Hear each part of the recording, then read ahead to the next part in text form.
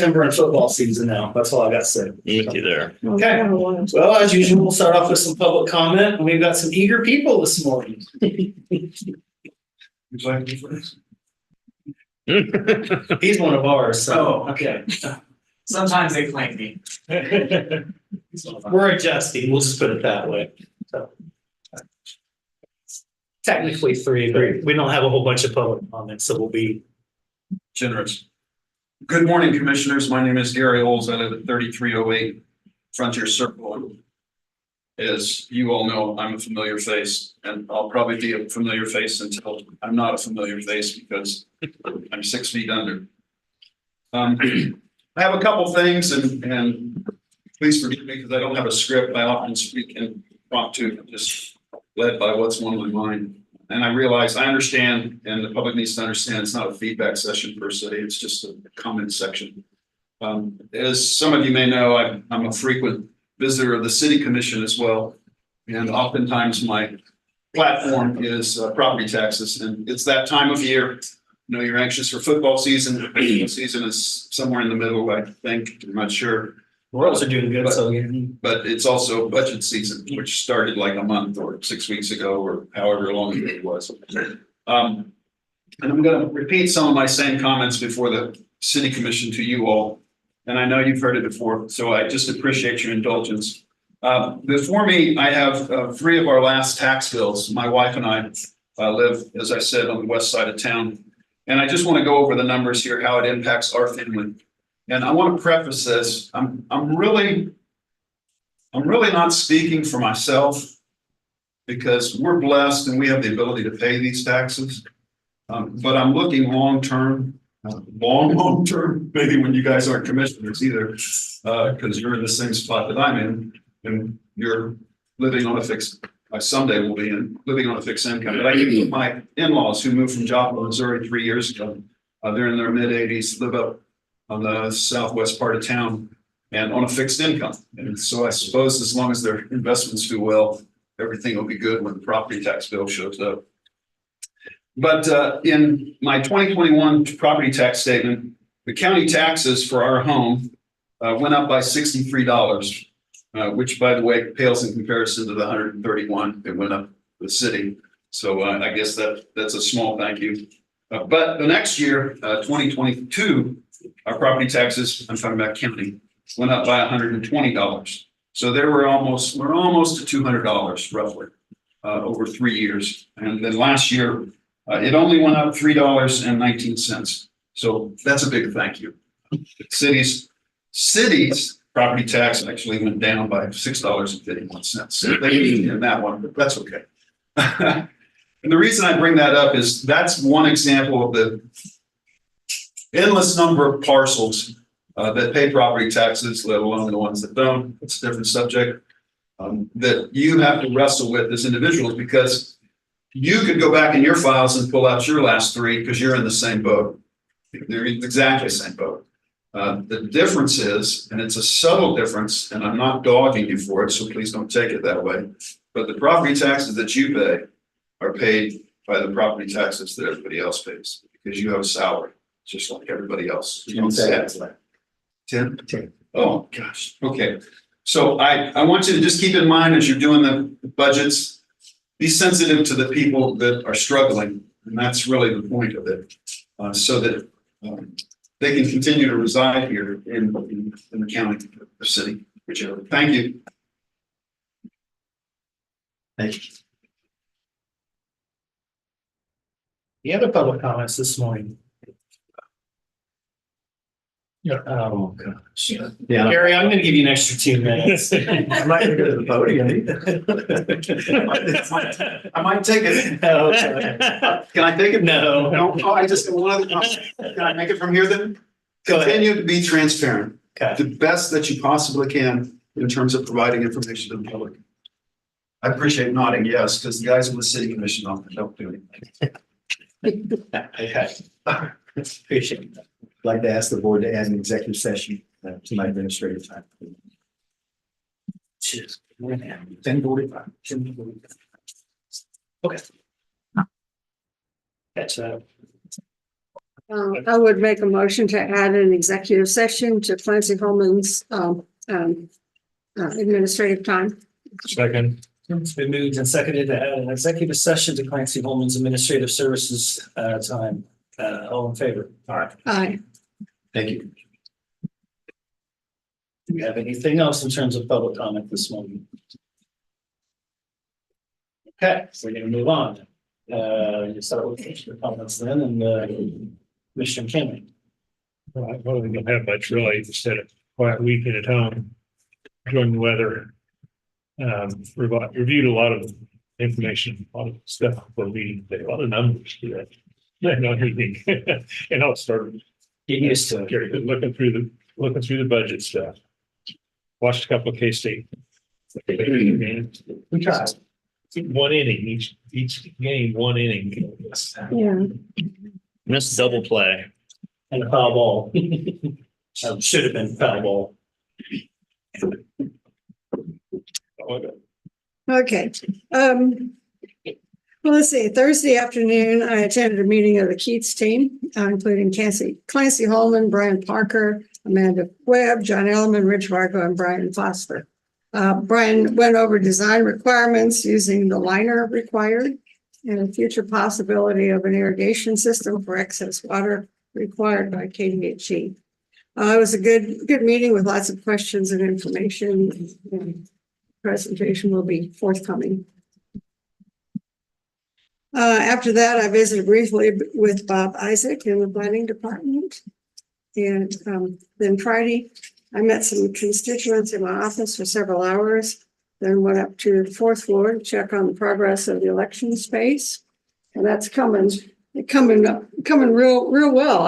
It's fun. I'll have It to is. look at the Once it plans starts again. Going. Yeah, it's doing well. They're really busy up there. I tell you what, those windows look wonderful. Make a huge They difference. make don't that whole side look different. The rest of it. Well, just the level of brightness it lets. Oh, it is. It's amazing.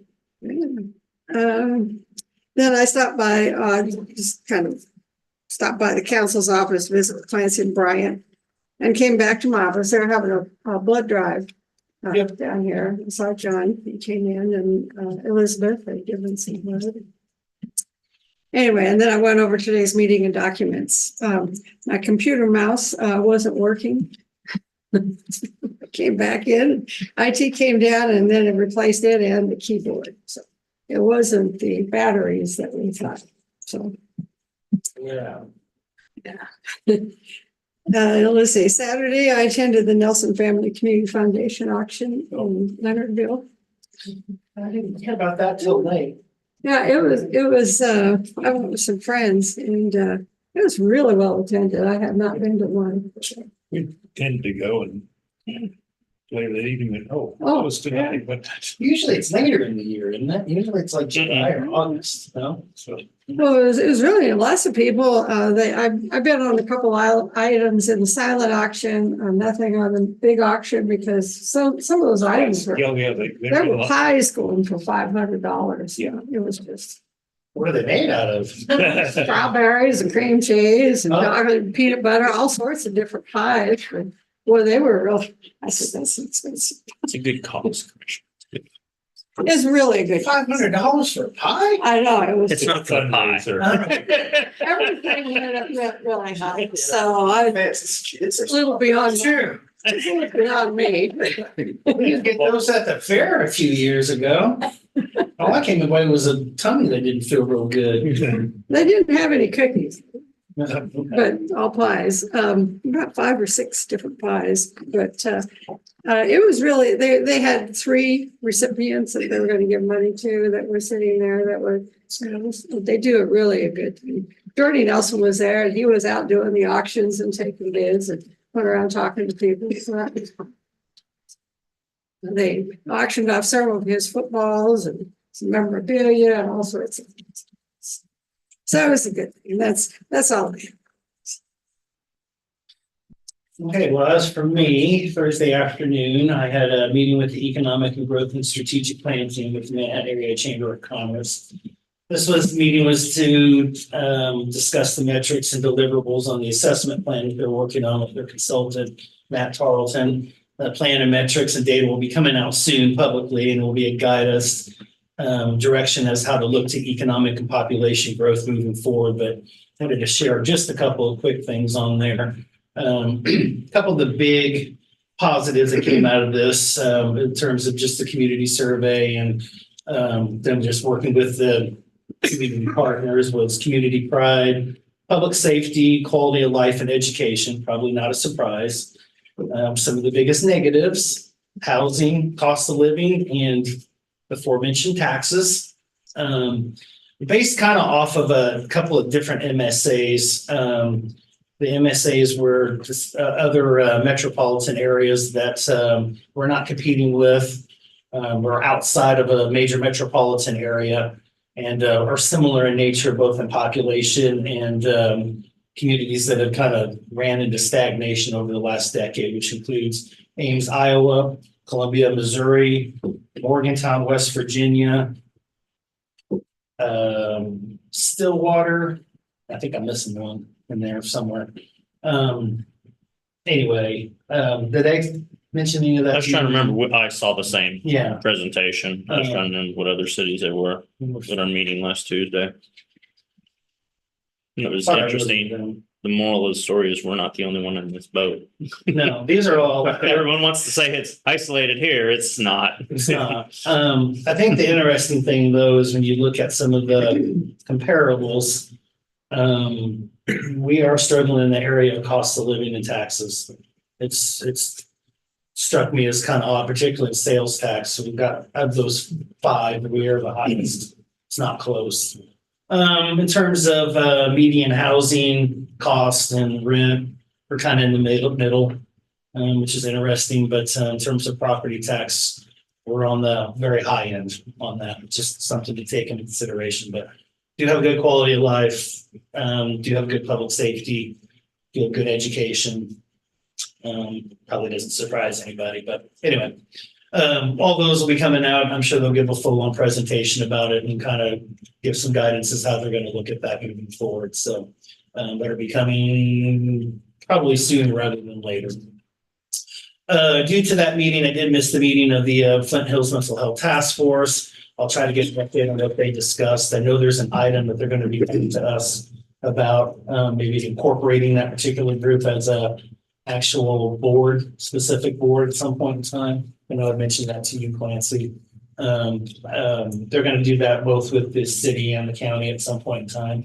So there'll be two different directions on that. So I don't know when they're going to come and discuss that with us, but it's coming, just so you know. And I'll discuss those details when they come up later. Friday, I met with State Senator Lucia Reddy, flight crew, to discuss the previous state legislative session, and of course, the upcoming special session that's taking place next week. There's all kinds of interesting things that are going to come up with that besides property tax. So just get ready for that. Discuss some other items that are prevalent to Riley County, specifically where maybe we could be more of a partner instead of enemies moving forward. We'll see how that works out. Certainly appreciated the time and the dialogue. As mentioned, Kate did come over Friday afternoon for the blood drive and donated. Although the need for blood donation seems to be improving across the country, it's still critical in nature and very necessary. And I urge people to take the time to do so. Red Cross has actually made this process pretty quick and easy with their new Rapid Pass system. And they do provide updates and let you know where your blood donation ends up and who it will help. So I think it's the whole process. Once they got you in and checked in and everything, took 8 minutes. I guess, yeah, my blood's pretty thin or something. Anyway, she said she had to actually slow it down a little bit or it would have happened too fast. So I've donated over the course of time almost 2 gallons of blood. I know that's probably not a mental picture that everybody wants to see at the moment, but I got 2 pins for it. So they send them to you. So they do send you stuff for appreciation. They had t-shirts and everything else. So, and they do whatever those Amazon cards or something are on occasion too. So they do try to provide some stuff back for taking the time to do it. So just wanted to point that out. And of course, it usually saves lives. That's the most important part. Lastly, on Friday, I did meet with Amanda Webb of Biobiotic from the planning department to go through some questions and concerns in regards to the Evergy project that's being discussed. provided some thoughts and some ideas in regards to the project as well. As we know, that hearing's coming up on July 8th, so it's just literally right around the corner. And in regards to the weekend, pretty quiet for me. Got caught up on a few things at home and was getting ready for the week. So that's all I got. Ready for business? Let's do it. First item, Commissioner, need a motion to approve professional service with Schwab Eaton PA for bridge inspection amount of $4,950.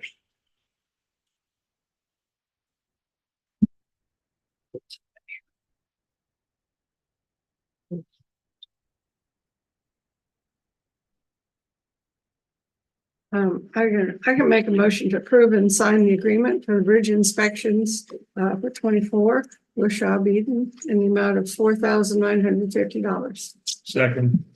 That's gone up or down, Evan. Sorry, Seems like that. they're gonna get more expensive. They have some new regulations coming out, so it's gonna be more involved as far as the inspections. How often do they have the bridges inspected? So these are the interims. It's Either every year or every other year. Oh, okay. And these are just new, are these, I know one of them's a new bridge. Yeah, one's a new, and I believe the other is a fracture critical. The one that needs to be inspected more often. Yeah, yes. Okay, so it's been moved and seconded already, right? To approve and sign the agreement for the bridge inspections, with Schwab and Eaton in the amount of $4,950. All in favor? Aye. All commissioners on about every other tab and Commissioner Ford on every tab.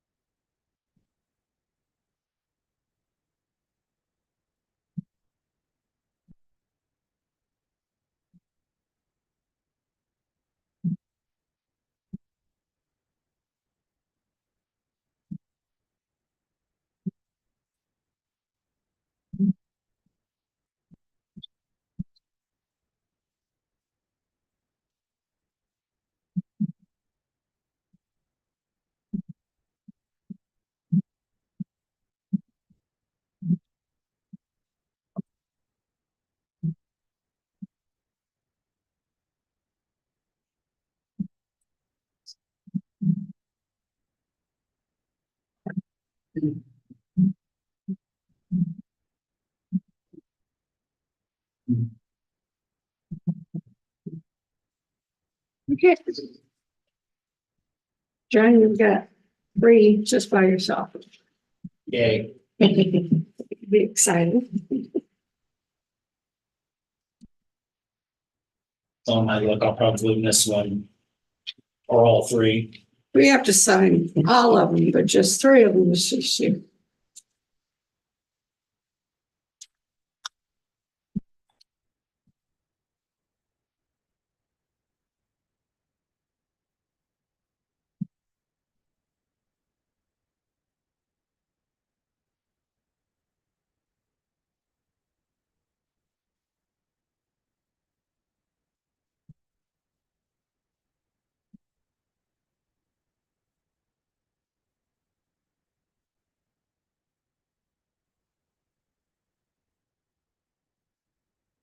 Yeah, we doing a separate contract for each bridge? What's going on here? It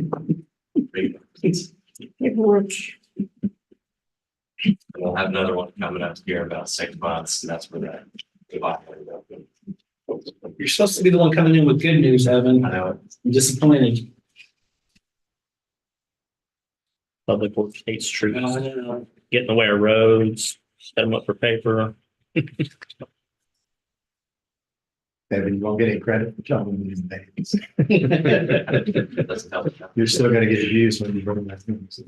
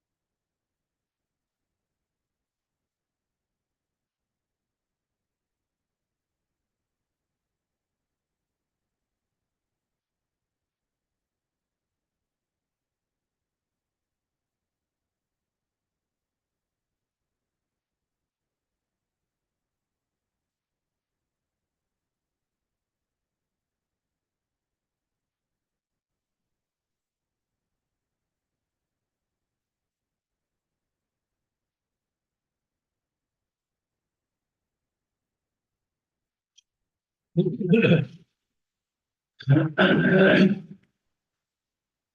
you. Next, Commissioners, I have Raleigh County Employee Action Plans for Carly Tyler, Medical Reserve Corps Unit Leader in the Health Department Separation Service. Karina Hammond, new hire as an EMT, EMS Ambulance Department. All three sign, please.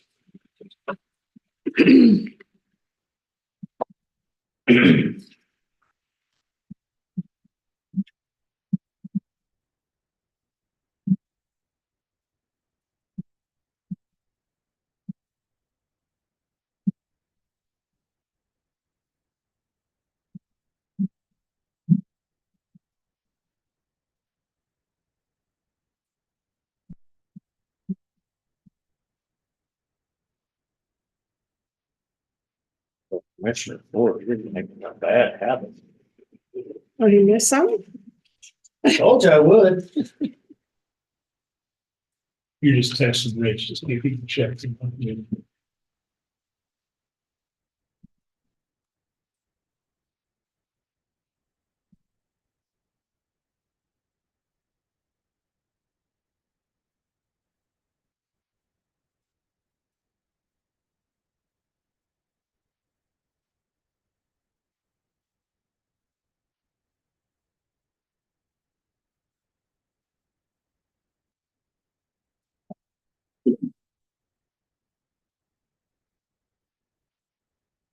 Is it just one?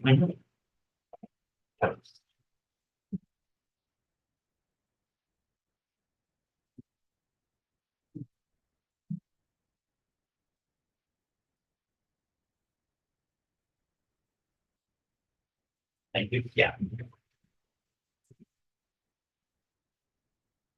Any changes to the minute, Commissioners? Yeah.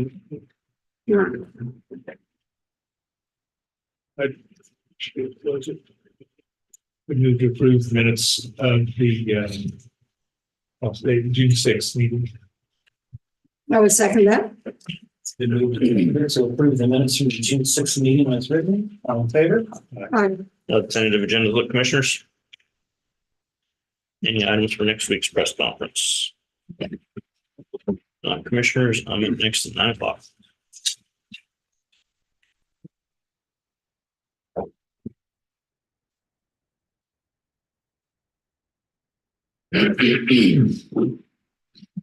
There's been asked a question. This is good. I think I asked you this last year, so do this for fun. We've made reminding how this works on this. I'll let you overview for 2024 and all the previous ones. You indicate, the chart indicates where the revenue comes from. And the chart indicates where the expenses come from. So my question has to do with, Tell Brandon, well, is it Yeah, his last day is Thursday. about this week? Yeah, it's be on tomorrow. For every dollar that's collected. Yeah, he told me the company was going to, you know, It goes into that general fund. it was going to be a regional ag. ag thing, yeah. There's some services. Is that what it is? Right. Service. which are different funds than. Right. But contract. Typically a smaller percentage. So the small. The whole Some thing goes- percentage, Yeah, so you But could in the do a lot general of fund, remote work. it's Yeah. it's a big bucket. Yeah. Right, so is A month ago. is there a way from the citizen standpoint to Cleaning out a know room in the basement. that So think of making a It's gonna make broadcast place. let's say that $10 million Plan into of this. general fund that didn't go into those other. He's Just been $10 million there in now. for 5 years. Is there a way that the public can know I that, was enjoying let's just say 9 million of that Somebody were talking being about spent on that. personnel? Brothers yesterday talking about that. Well, not necessarily personnel, because we use all of the revenue into those costs. call in. But, you My know, brothers. But that's what I'm getting at, as opposed to, There's, oh, I'm gonna call in that. from my perspective, and They're coming in deals with with questions, perspective, it's personal questions. They're coming in, call, I'm gonna embarrass me. yeah, how much? It's Can we good call when in you and can ask get it about there. this? Can we call in and ask this? Because I have a choice Jane told him, which, I here, said, no, by he's there. up next You know what I'm month. saying? I have that freedom. Be the second. I don't have that Tuesday. freedom in my property taxes, so I'm interested in Well, we'll knowing have to get in the Okay, so- broadcast area. how much of my property. No, they can taxes, how call much in of my from anywhere. whatever You can call in from anywhere. Oh, that's went to Well, you can go on. just personnel costs, because I think that's Yeah. the biggest Yeah, I do challenge. iCloud. The Tell me if I'm biggest wrong. way, the only way to really put it is be based on your. I just never- I don't know that one taxes, it's on all of the. They were revenue. joking that I wouldn't All be the revenue, surprised. one- Sometime when it calls trying with to some encourage off the wall question. just warn them to screen these guys. They do a pretty good job of it. Yeah, they do. Well, as I recall looking at this last year, I mean, if 55% of the revenue comes from property taxes, and 50%. Yeah, obviously, this is Expenses. on me. Yeah, right. It's very limited from your perspective. I don't think The biggest challenge that you have. They're gonna see me from now on. They'll- We They're got going to- to be threatening we you. got to find a way, You did, I remember when you took control of this about that. because, and that means some people may be reassigned, some people may be cross-trained, some people, because if it continues on the same trend. Probably long, becomes unsustainable. Not necessarily for government, don't mean that, because they have the ability to tax. So it's one of the ordinary city budget. At some point. in the People are future, sure screaming. Maybe they said this 50 years ago. Right. They Yeah. were still in the middle. One of them said something. It just seems like there's- I mean, this is actually under what say 150. You That's just exactly probably here to make all your about. skills. I think that's what we're talking about. Gonna have to face it. It is, I know. you're asking me which were real. But it helped serve. I give them credit, that helped serve. You're gonna have to face it. It's like I'm telling you. We don't get less requests every year. The maintenance. Right, but, and fee for service is too big a hill to climb. Well, then I got the aerials that says what I pay taxes. Saying your roads can ignore buildings like that, especially parking garages. They want to build them. Yes. I mean, I have a real, Well, I don't, I unlike, have hard. unlike us, you know, parking is kind of a municipal issue. Yes, in general. So can't really avoid that, but I mean, Here, it's almost $1,000. the idea of Just for building RCD. more and more structures for maybe necessarily the. Maybe that's. Well, you know, They say, well, we only have 1 to 5 officers and the standard is do Developing the something. I'm parking like, lots. that's not a problem. In the street. I understand that You know, perspective, yeah. so what else could? What's that law enforcement cost me? That's what, that's reading. Which means I assume. Caterpillar. Oh, yeah, I heard about that this morning. They have Thursday. They're considered the third biggest employer in Clark County. I estimated. You were in that boat. That's with products. It's like- They're one. Jeffrey would be. And, No, the two. How is that Honest. sustainable? Two, I guess. the two highest ones are K-State, Percent of our valuation. champion team winner. Really? As you said up there, you know, the whole. Champion, I didn't know. Yeah, it's a- I say there's that many people, over 400 people in Pot County that work at K-State. According to their Pot County Economic, it says Economic Development Corporation figures that which that You have- surprised me that K-State. Make that statement, you have to have some level of comparison, Well, a lot of people. whether it's, I think whether it's Stillwater or other other, communities. you know what I'm saying? For now. That's the thing. the hot It's for you, Chinese- for sure. The Next thing- 10, What- Yeah. For You're me, gonna change. Jeffrey's gonna they start don't have any, they don't have a. coming down a little That's bit. why, I was talking to Margaret. Caterpillar's also got two different, He was on a uh, mission. two different companies that work exclusively, yeah. County. That's gonna hurt. What their law enforcement. Yeah, it is. Yeah, I read something. Right, county was very comparable. Our- I don't think I our had tech read the tools article. and, Even under- Dynacore. RCPD has some of that information for you. I know they do comparisons on that. Sorry, Commissioner. Sorry to take Got your the time. thing. All right. It's okay. You can go ahead whenever you're ready. Okay, let me get there. There we are. Okay, commissioners, start with the 2024 year-to-date wages and overtime compared to budget report.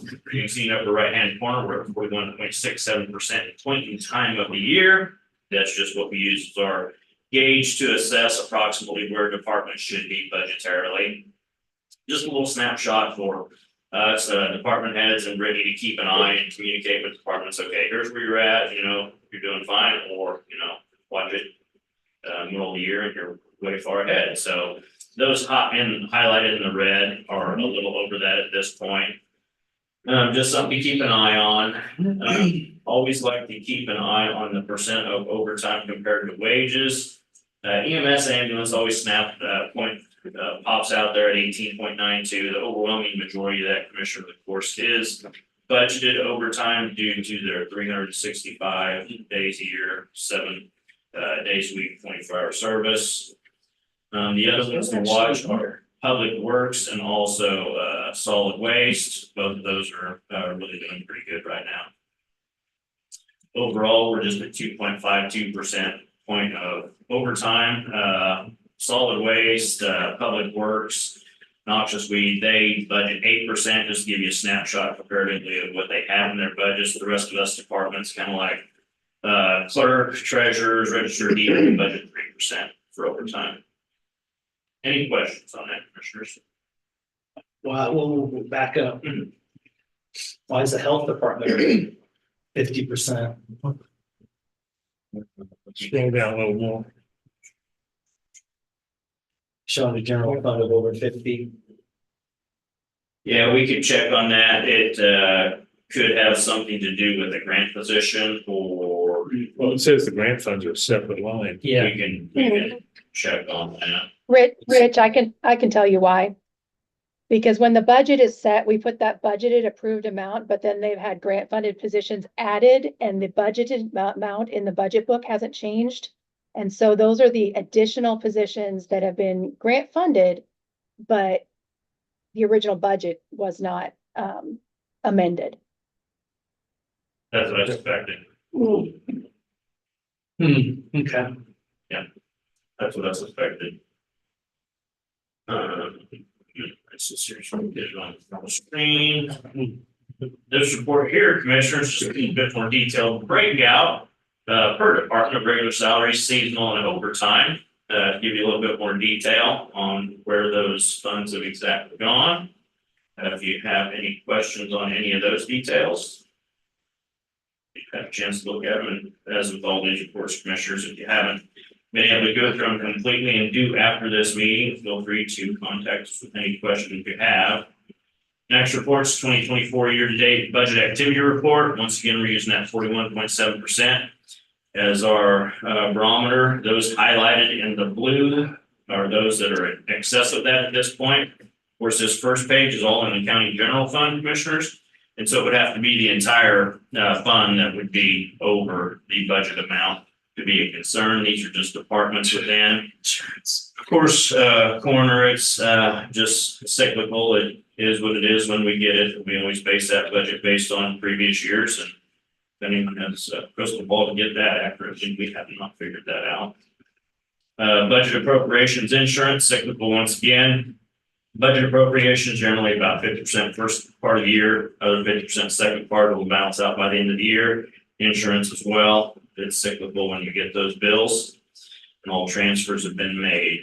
I always like to point out 2 lines down below that boldest blue section, the county general atypically low at 8.01%. Of course, that is because of the budget stabilization that we have in there. Any questions on that first page, commissioners? Next page, you can see those highlighted in the blue, all of those in that little bolded box there that Brittany has put in there. Of course, Commissioner, you know, this is a change this year where Department of Corrections required us to separate all of these individual services and programs. Those, of course, that are highlighted in the blue are in excess right now. Those, of course, are what Brittany worked closely on with Community Corrections. Of course, any budget amendments that are needed at the end of the year, we'll of course present those budget amendments. Any questions? Those are the only things. And RCPD operations, that's due to the appropriations amount that we pay out, should balance out by the end of the year. We'll tell you though, as you'll see coming up, inmate medical, that's always a concern. So keep an eye on it. We should be fine, but that's one, no matter what the bill is, bill comes in, we gotta pay it. Yeah, and Riley County Fire District.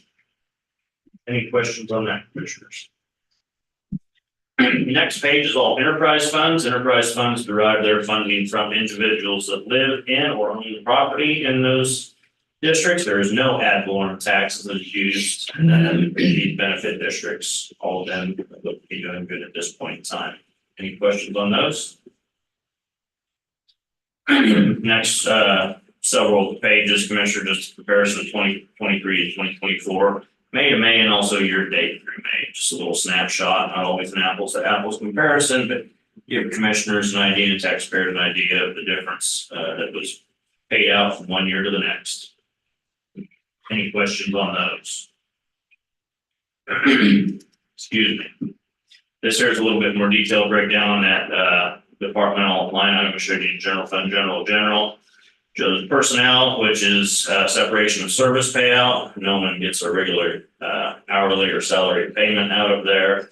And then also like to point out the miscellaneous budget stabilization of $4 million in their commissioners.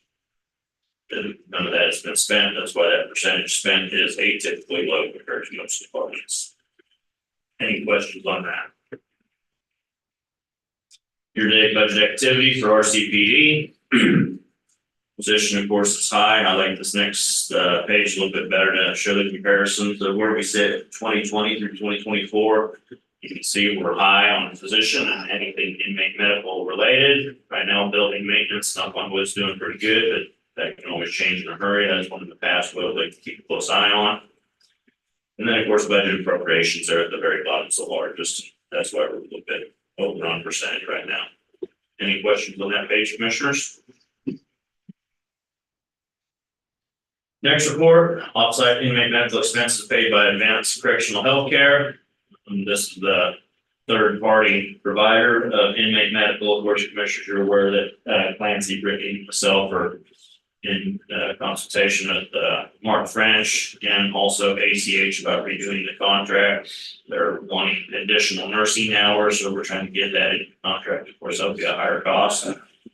We're also essentially, and Mark's doing a really good job of looking at areas to reduce costs as well, as far as prescriptions, also mental health services. So we're looking at ways to reduce costs and get even better service, actually. Overall, I still think the cost overall will increase because the nursing is going to be a large increase, but anything we can save in prescriptions and mental health services will help offset some of that at least. Any questions on that page, commissioners? And I know average daily population is a concern, and space in the facilities and how it's allocated between males and females has become an issue with even some off-site housing of inmates due to limited space for females. And so that's an additional cost we have to pay. Any questions, commissioners, on those reports? Yeah, if not, you have Shiloh Hager at 9:15. Thank you. Actually, yeah, I do. Yeah. You know, in terms of opioid funding, is there a way to use some of that for mental health services for the jail? Until we can figure out some way, the state can figure out some way to either reimburse or provide the proper infrastructure on that side. I say that nicely. It's gonna be on us to take care of it.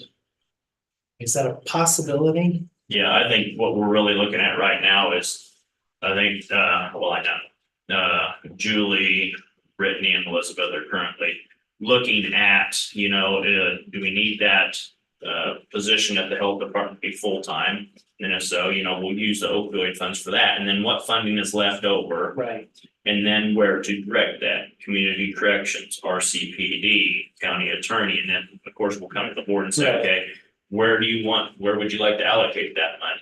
And so Brittany has an idea, on how much we're getting per year. We'll start going down a little bit in the future by here, but we're gonna be getting it for another 16 years or so. So Here at 18, but yeah. I think it was 18 in total. Yeah, Estimated. yeah. So about 16 left or 15 somewhere in there. And so we're going to be receiving that funding for a long time. But yeah, absolutely. Those are the areas we think we could use some of that funding. Because eventually that'll help offset some of the population and some of the other costs. I'm not so sure, maybe the mental health aspects, one, but if nothing else, the psychotropic drugs Yes. that we are providing for prescriptions to definitely qualify. And also, they are updating what expenses qualify to be used for that funding. There's currently a list, I think Commissioner Ford, we had a discussion on it, you were asking about it, but they're going to be coming out with new guidelines to even, I think, broaden that or clarify more where that money could be used for. And of course, when we get that, we'll bring that to the board. Any other questions? Okay, shut those up at 9:15.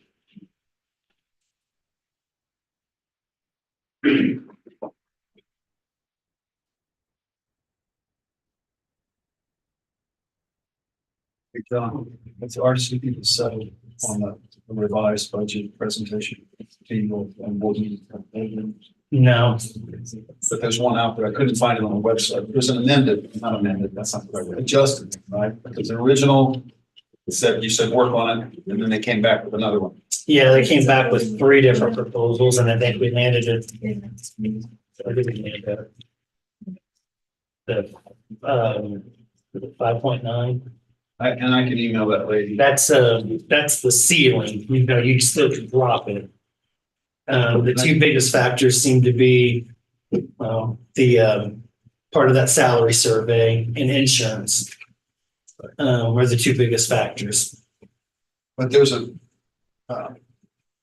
a May meeting where they presented those 3 options. Correct. So I'll just email her and ask her to send to look at them. Because I only got the one from the very first one. Yeah. 6. I've got a hard copy of it. 6 point something. So Rich, back to what I was saying is what you were saying at the very end, people just don't know that. And maybe that's part of the marketing. Well, it is, but I mean, To let Gary, people- as you and I know, you're one of the few, and I can name a couple others in the community, but how few people in the community really understand taxation for all the various entities, even within their own community. They got to get educated on that first to really understand comparatively how it compares to others. And it is complex, and I understand that because other people have other things to do. It's just like, something that I'm not in, I don't fully understand, but for them to really understand, not everyone takes the time like you to really dive in and understand it. And that's reasonable because as I've observed I'll use the example of voter turnout. Mhm. We claim that people are apathetic. Mhm. That's the response. But that's got to be prefaced by the fact that you don't know people's lives. Mhm. They're raising kids, they're working 2 jobs, their parents have poor health. You know what I'm saying? Mhm. Their life is so chaotic. It's not that they don't care, it's that they're so spent on the other things that are far more important to them. And part of that, in my opinion, and I'm old, I know that you are too, just to throw it out there, is civics education has also been a failure in public education. They Yeah, but I do not emphasize how they used to emphasize the importance of your right to vote and your right to be involved, so to speak. Yeah, I also think a lot of times, though, Gary, it's, and we see it time and time again with special questions on the ballot. If there's something really that's pressing that people aren't happy about or want to voice their opinion on, that show up. But if things locally are pretty much going okay, and that's, ties right into why local elections have such a low percentage. People don't show up because they're really kind of okay with it for what they know. But if they weren't, they would show up. I'm gonna have to cut you guys off because we're time to hear from Shiloh. Good morning, Commissioner Shiloh Hager, Riley County Treasurer with the May revenue report. The month of May, we ended up with a balance in the general fund of 29,833,841. Comparing that to the general fund balance in 2023, it's about $5.4 million lower than where we were at that in May of 23. Total fund balance of all of our funds is 123,128,593.63. And you got to remember that this is relatively high, but the tax distribution happened on June 5th. So the money that is sitting here in the tax holding funds, those were, funds to be distributed. Those were actually dispersed out to the various taxing entities on June 5th. Our year-to-date interest in the county general is $1,352,699.77. We've collected 67.63% of the total budgeted amount for investment income. The ARPA fund, year-to-date, has earned $297,317.15. Our interest rate on the active checking account for the month of May was 5.48%. And we did receive on our CD bids for the month of May, the largest amount we received was 5.16%. I'm still keeping those that latter approach going on the investments, so that we at least lock that in for a year. General fund revenue, you can see that we did make the tax distribution, and so you can see where we are year to date on our ad valorem taxes and our motor vehicle tax income through the month of May. We're just under or just over what we had budgeted to bring in for budget revenues for May, and year to date through May we're at 3.30% of budget revenues. And you can see here on the percentages for ad valorem, we've collected 94.37% of what we had budgeted for ad valorem tax dollars for this year.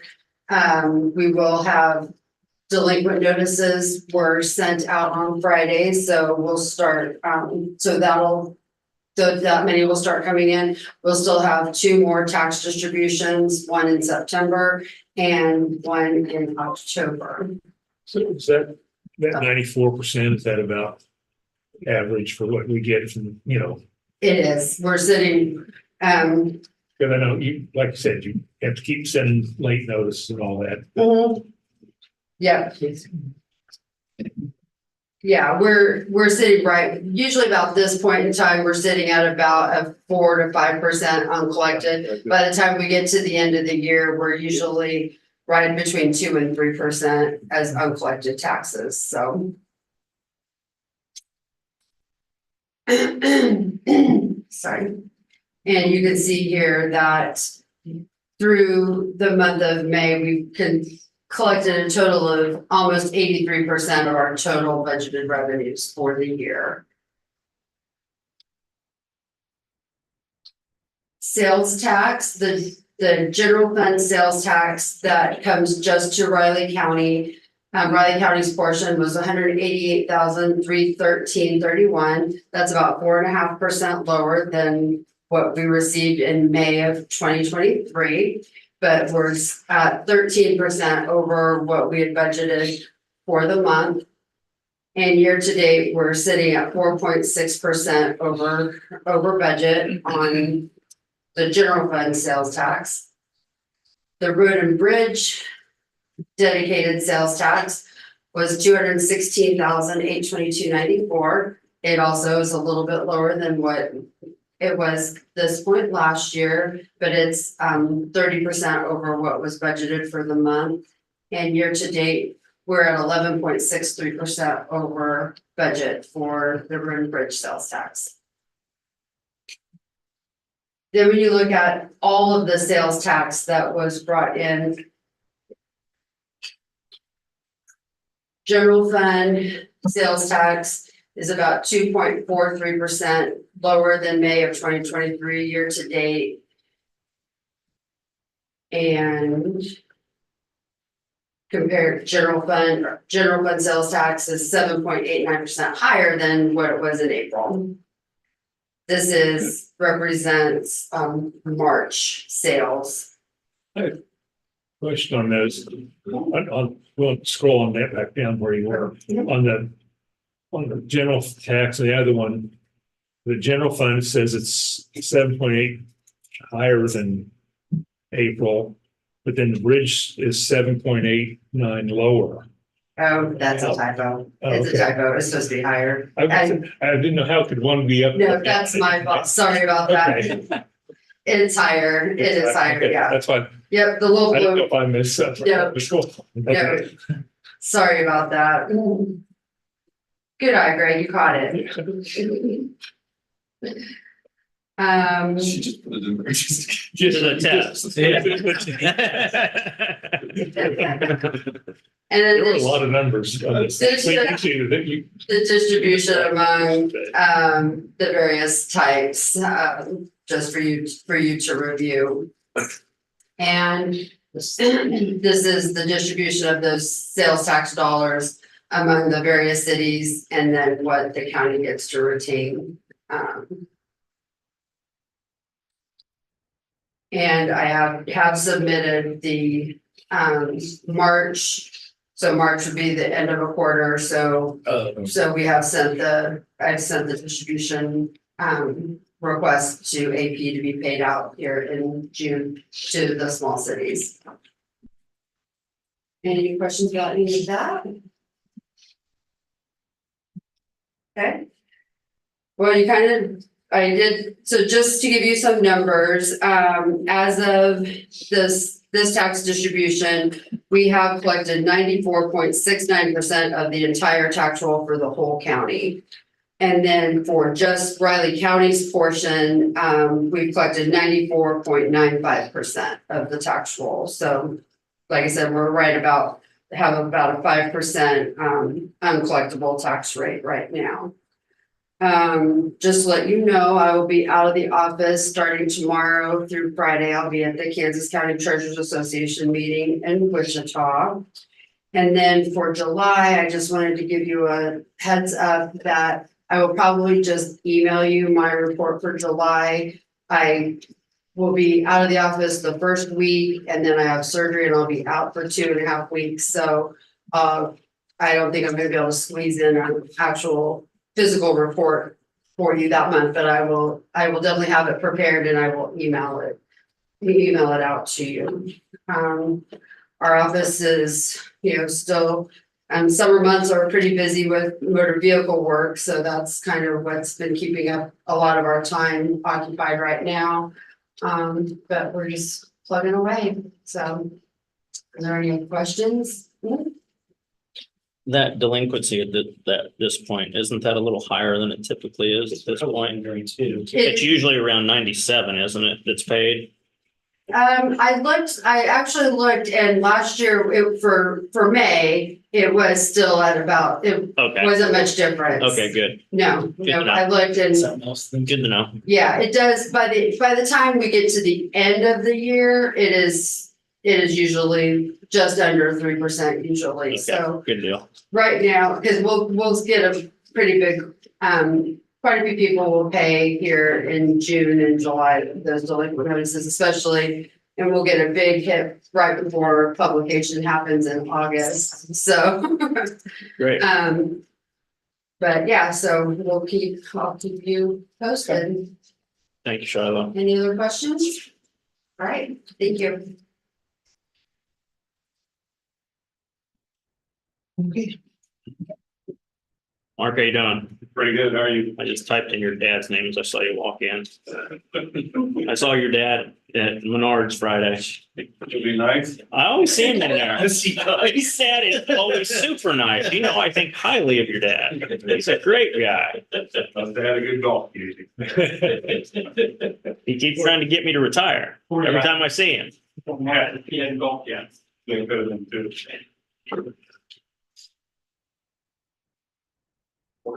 The internet sales tax and Yeah. Yeah, that's a sales and compensating use. right there, compensating. Mhm. Yeah. Compensate.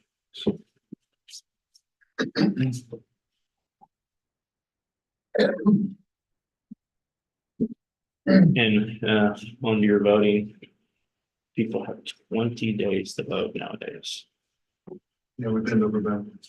Well, You technically, can get it mailed directly to your doorstep. they technically have 23 days that gets postmarked on ballot. It's gotta be rooted in a cultural change or an academic or educational change, because if you go back 50 years or whatever and look at those percentages, I'm guessing they were higher. Advanced voting was going to solve the woes of voter participation, and all it did was made it more convenient for very old and rich Fargo to vote. Well, some parties are better at taking advantage of things like those dates than other parties. Oh, yeah. Political parties. Yeah, I don't know. The percentages are still the same. Yeah, they really are. I mean, I'm shocked to learn that too. works that harder locally, but yeah, I mean, the percentages are still the same. Thank you. Yep. Have a good one, Gary. Wait till it shifts to phones. Phones? Yeah, wouldn't that be? We won't, It's gonna be 20 years or so, but. we or Commissioner Ford probably won't see that. Well, maybe it should have gone. I'm not saying I'm not supportive of it, I'm just saying it's gonna happen. Not sure you'll see it, Mr. Ford. Not sure you'll see it. Well, they talked about, doing internet voting for a long time, and where did that go? K-State hacked it in a matter of minutes the first time they tried it. Yeah, it's, Oh, yeah, they tried to for the student elections. yeah. There's anyone that has studied elections says, yeah, not happening. We can't even secure our own systems internal here with security. Look at all the places that are getting, you just got to report. Well, we did as department heads on the number of governmental units, entities in Kansas, and the number of businesses in Kansas that have gotten hacked. It's not happening, guys. No one's going to trust that with voting.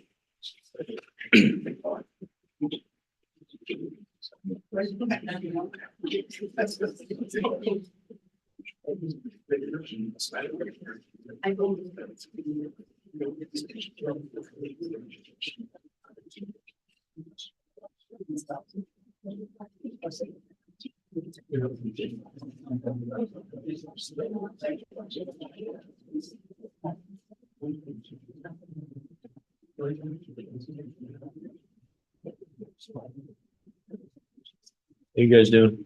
Wonderful. Had a great weekend. Good. Time on the water. Good, good. CIP. But, yeah. You can say you want to hear unless they want something. Not here to talk, so. Well, I think this is the captain. French. See, you do know what it's like to be a parent. Yeah, it's true.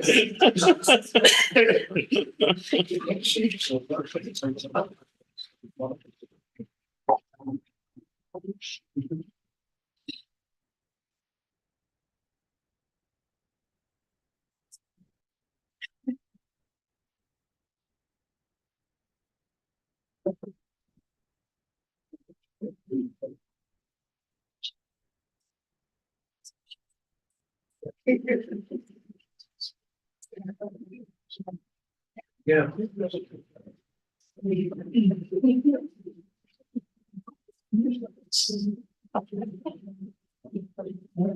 well. It is 9:30, so we have our typical Monday morning press conference, and the only item I have is plaque this morning, so. And I'll present this to you for 24 years of service. I always say I kind of sound like a broken record sometimes, but it's always a bittersweet moment, but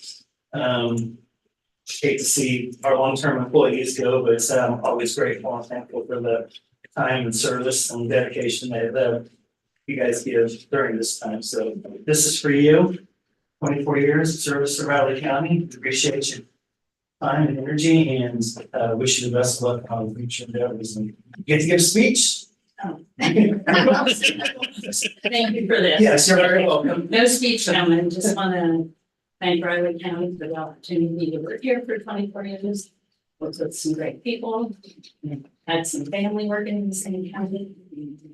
Getting to sit a lot. And my husband's here, who's my greatest supporter. So, Okay. Congratulations. Yes.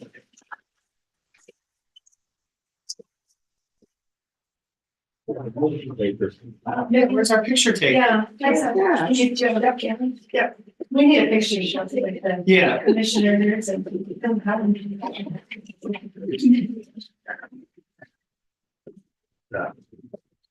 So, are she staying right here? Yeah, usually it's right here in the middle here. Yeah, just right in the spot. She usually sits right in here, then, yeah. Middle there, and that Canada flag, and you want. We can't take chairs. There we go. Ready? 1, 2, 3. Here. And here's some. Congratulations. Yeah. Whatever she wants. Congratulations. Yeah.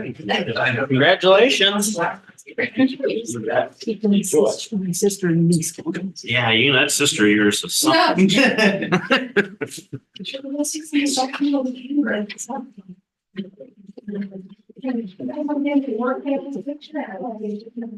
All those, it would be nice to know what and stuff they worked on. Okay. Some of them I know, some of them I don't. It's hard to know 300 plus employees. Agreed, agreed. County attorneys. Oh, County attorneys. Since you. And that is Cindy Capril's sister. Cindy. Cindy sister. I can definitely see it.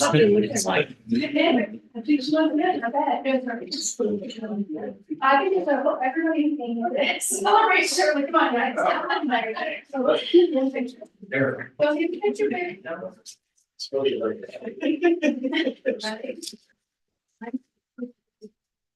I think you guys did it on that. Next commissioners, you got Brittany up on CIP at 9:40. We're okay. Okay, all right. Congratulations. You know that.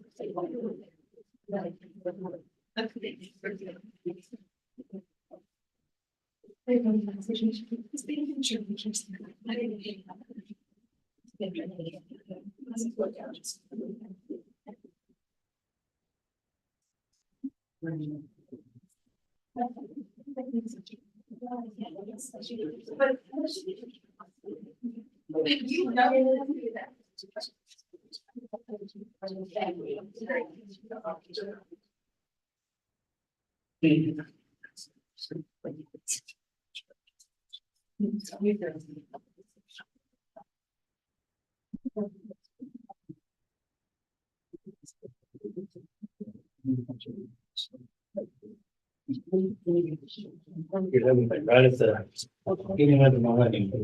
I don't. It started in 7.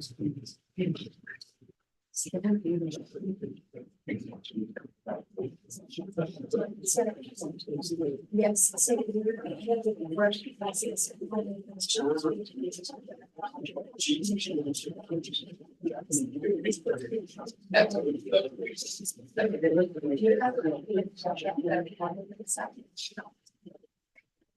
Okay.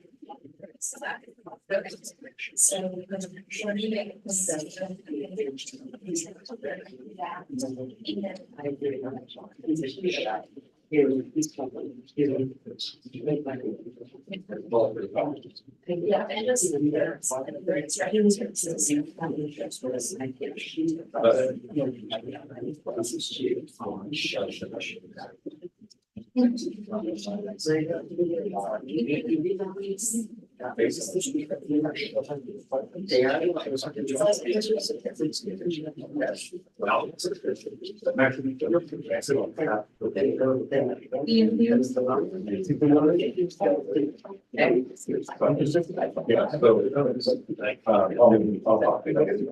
The Royals lost another one. And it's, they're gonna contend, they're gonna have to make something at the trade deadline here or something. I Cindy. Cindy, you're there. Of course, they did get it into extra innings though to get there. Mhm. That's great. Yeah.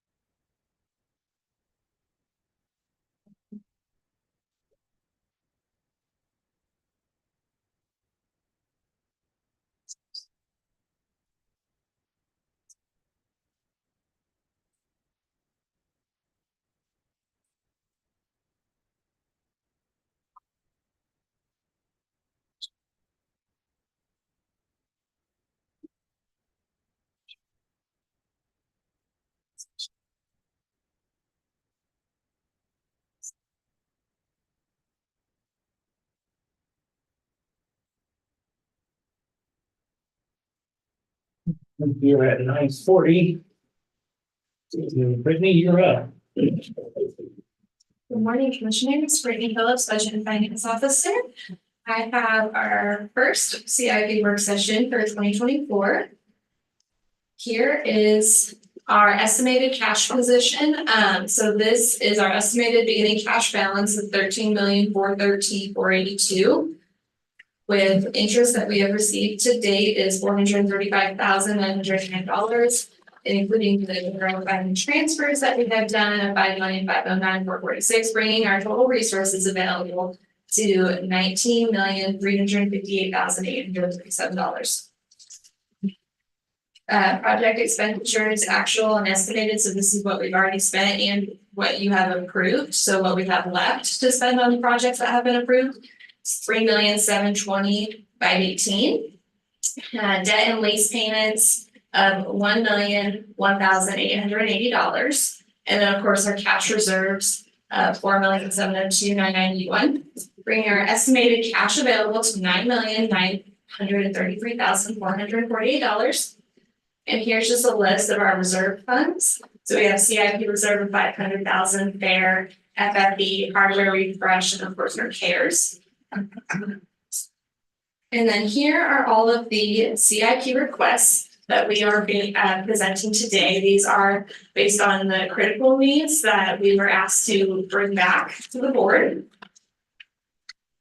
The remaining budget authority for 2024 as of May 31st, after subtracting the remaining project balances, is $3,267,721. So we'll just start going through the projects. So first we have EMS, and he has 3 projects. And first I want to also mention, I highlighted these because we've added several things to the list, but not everything made it to the presentation because we were told the critical needs only. And so we've added them to the list for future projects, but I only highlighted the ones that we are presenting for approval today. So EMS asked for an ambulance, a Zolex series cardiac monitor, and a Stryker power cot. I have that information in here. And of course, David is here if you have any questions for him regarding these. What's the time frame on getting that? The ambulance, Yeah. it's mid 2026 to early 2027. Shouldn't have asked. And going the other direction. Evidently. It was a year, there was a year and a half now. Right, correct. And the caveat on there at the very bottom says due to the ongoing fluctuation in chassis costs, this is their good faith estimate of the cost of the chassis.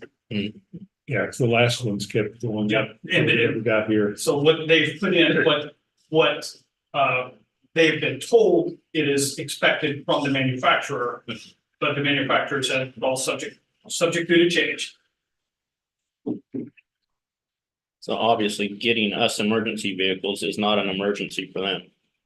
It's not. And there's been a lot of discussion with the federal government about it, about prioritizing emergency services, chassis. And they've discussed it, but nothing has been done at this point.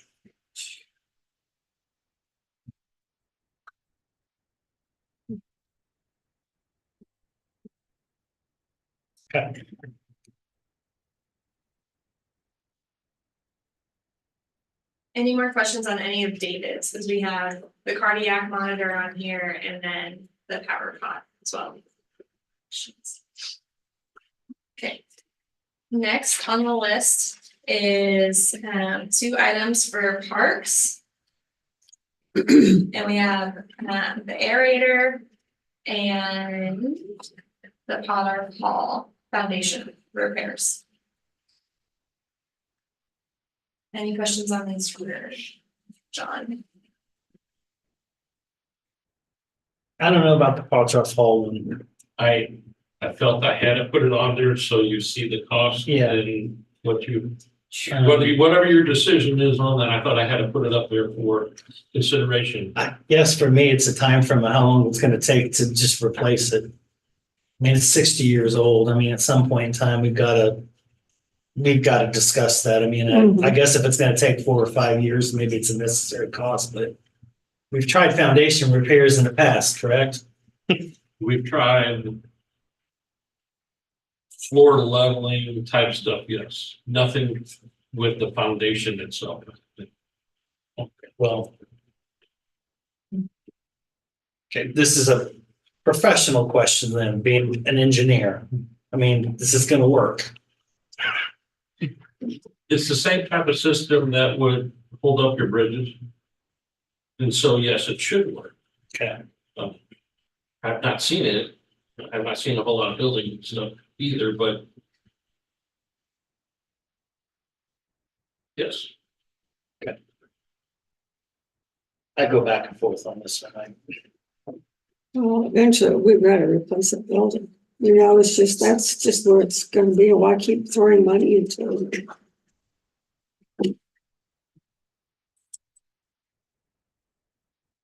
The cost of totally overhauling it with the foundation problems is going to cost more than it's going to cost to replace the building. I mean, like I said, it's what, pretty much 60 years old. And I think it's kind of served its purpose. I mean, if you're going to spend $250,000 here, you might as well set $250,000 aside and start planning for that. Yeah, and we may want to move it, you know, do a metal building or something like that. You know, that would be less costly than. But the seat is even big enough now, really. It isn't really big enough. You know. And add on to a building that's falling down. Yeah, it doesn't make sense. Yeah, I go back and forth on it, but I do it's too. still there. I'd rather put money into planning for new spaces. And that gets in, I think, more into the facilities discussion. We're gonna It have does. 3 that we It might really want to hold does. off Yeah. until we have. I think Plan. eventually Seco Park is gonna have to be a separate discussion with some people that have some more depth behind that, but we need to figure out kind of where we're at as a county first, and maybe that comes secondarily after that fact. But yeah, we need to have the original conversation first, but yeah. Go ahead, Rich. Yeah, I was gonna say exactly what Greg said about our coming this fall ties in, but then also remember, once you get it stabilized, you won't even know if that works, but right behind that is additional bathroom space, Right. changing space for the events. So do you want to add that on to this facility that who knows how long it's going to be? The commission's talked about possibly relocating it even within the same park to give more breathing room for everyone. And so Add on to it to move extension out there. Yeah. I mean, there's a lot Yeah. of questions. so many different things. I mean, Like I say, on one hand, I think, well, it's, it's a building, you want to save it, but it isn't big, needs to be added on. You add on to a building, it's had problems. But I think really it's wait until after our facilities retreat to see overall what we're doing. That's my thoughts. Yeah, you didn't add the window number in here for this building that I saw. Yeah. That would Yeah, be that's- more critical, I think, at this point. We don't Let's see how that comes do a down to big this. plan. Comes down to that facilities plan later to look at everything instead of in one individual, kind of get the full scope of what we need to look at.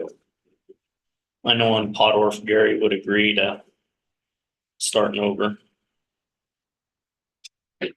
And they use it. They're the ones in it every day, Yeah. But they don't gotta pay the bill, so. I understand that conundrum as well. Oh, there's a lot of events for the community that are held. in that Oh, building, too, yeah, you'd so be it's amazed. all You every drive by day. there on weekends and even weekdays and trailers and trucks out there. Yeah. It's used much more than just the parent rodeo.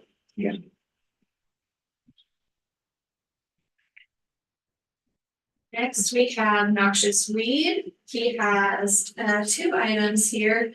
So this is the pull behind mower land pride. He's had it on the list.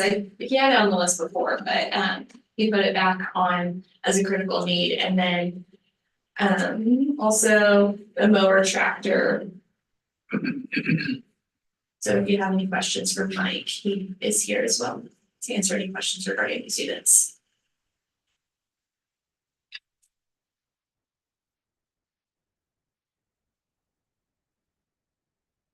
Yeah, how long do those tractors take to get in? Fortunately, we don't have the delay in the ag industry that we do with food services. It's very possible that they have some of these in stock across the United States, so we could expect delivery in months. We may have a little bit of bit on. Of course, Land Pride is also manufactured here locally in Kansas. I think they've caught up since the pandemic. I'm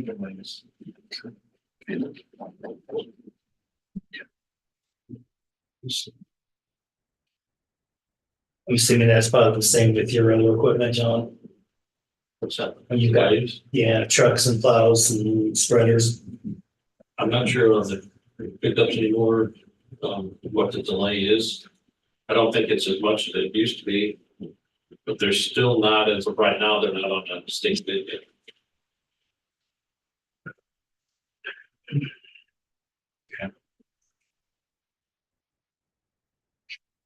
Okay, so next we have some items for FCRC, and this is to replace the roof. And so this is $150,000, I believe it's an estimate. And then George John is here. If you have any questions on this.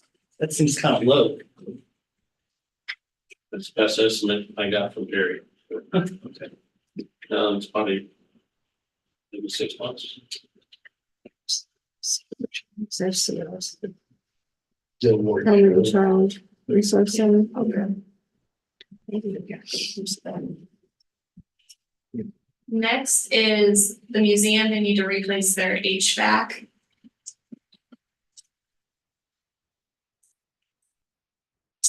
After that, they also need some new lighting.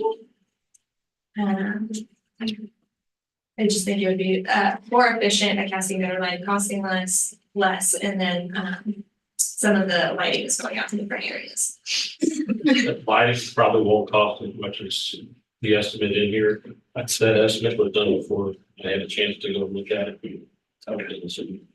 So there may be about half of that, but we do some relighting work here. Storage area. So 75 as opposed to 150. I don't think so. That's significant. Yeah,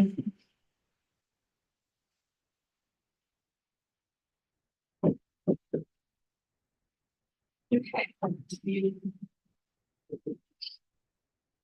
Next, we have LEC, and they do have 3 items. And so the first is the kitchen floor replacement. They want to epoxy the jail kitchen. The next item is the jail intake shower. And the last item they have is the isolation room. My thoughts on this, if you were through these, is maybe combine them all same type of flooring being asked for, that you get one contractor, you might get a better price.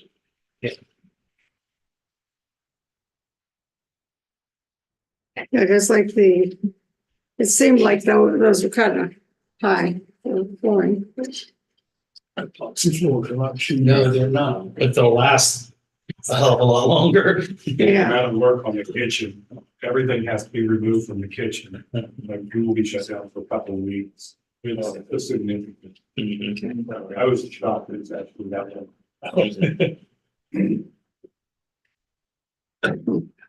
Okay, are there any questions on any of the items that I am presented today?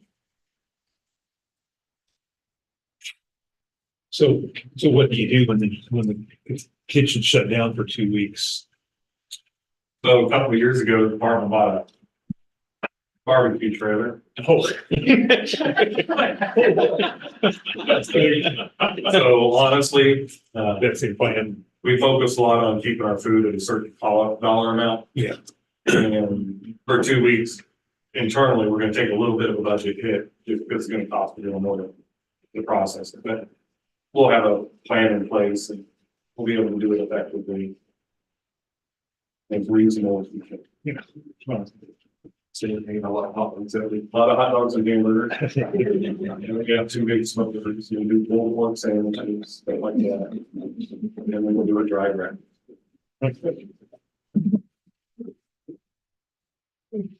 And then now that I'm looking at this, it looks like we also have Public Works on here. Sorry, John. Well, I saw you make eye contact. you were with me, doing that's why fine until that. I forgot to add some in, so. You could have just left that in front. Oh, goodness. Yeah. I was fixing to make the motion. So he does have these listed in here as well. I apologize for missing those in my report, commissioners. So that obviously would change that total dollar amount that's being requested. So he does have a 1/2 ton pickup, the 550 truck with plow, and then the 3/4 ton for the door. All right. Where are those? Are they not in this report at all? They are not. I scrolled all the way through and realized that I had missed them. Just cutting it Well, out. you're out of luck. So that's why you have to see nice Brittany. So that increased, That's right. that increased 265,000 from that 1.5, so. But it was 1.8, Well, we take, yeah. it'd take the 250 off, yeah. Take 250 and half and almost. That's half. I like this. If you take the half off of museum lighting, Mhm. and that, you know, kind of evens back out to where we were. You're okay with reducing that museum lighting to 75? Yes, So there you go. that's what. It's amazing when he needs the money, how he's willing to reduce someone else's. Yeah. You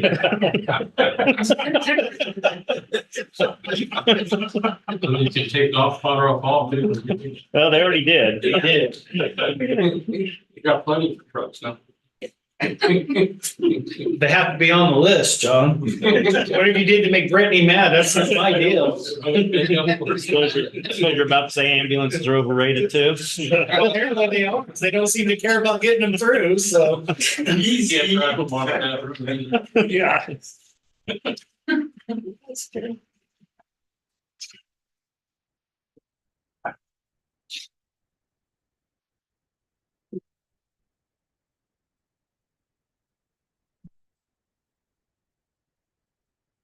Put that census in, add public works in, but take off pot off and half of the museum lights. Yes.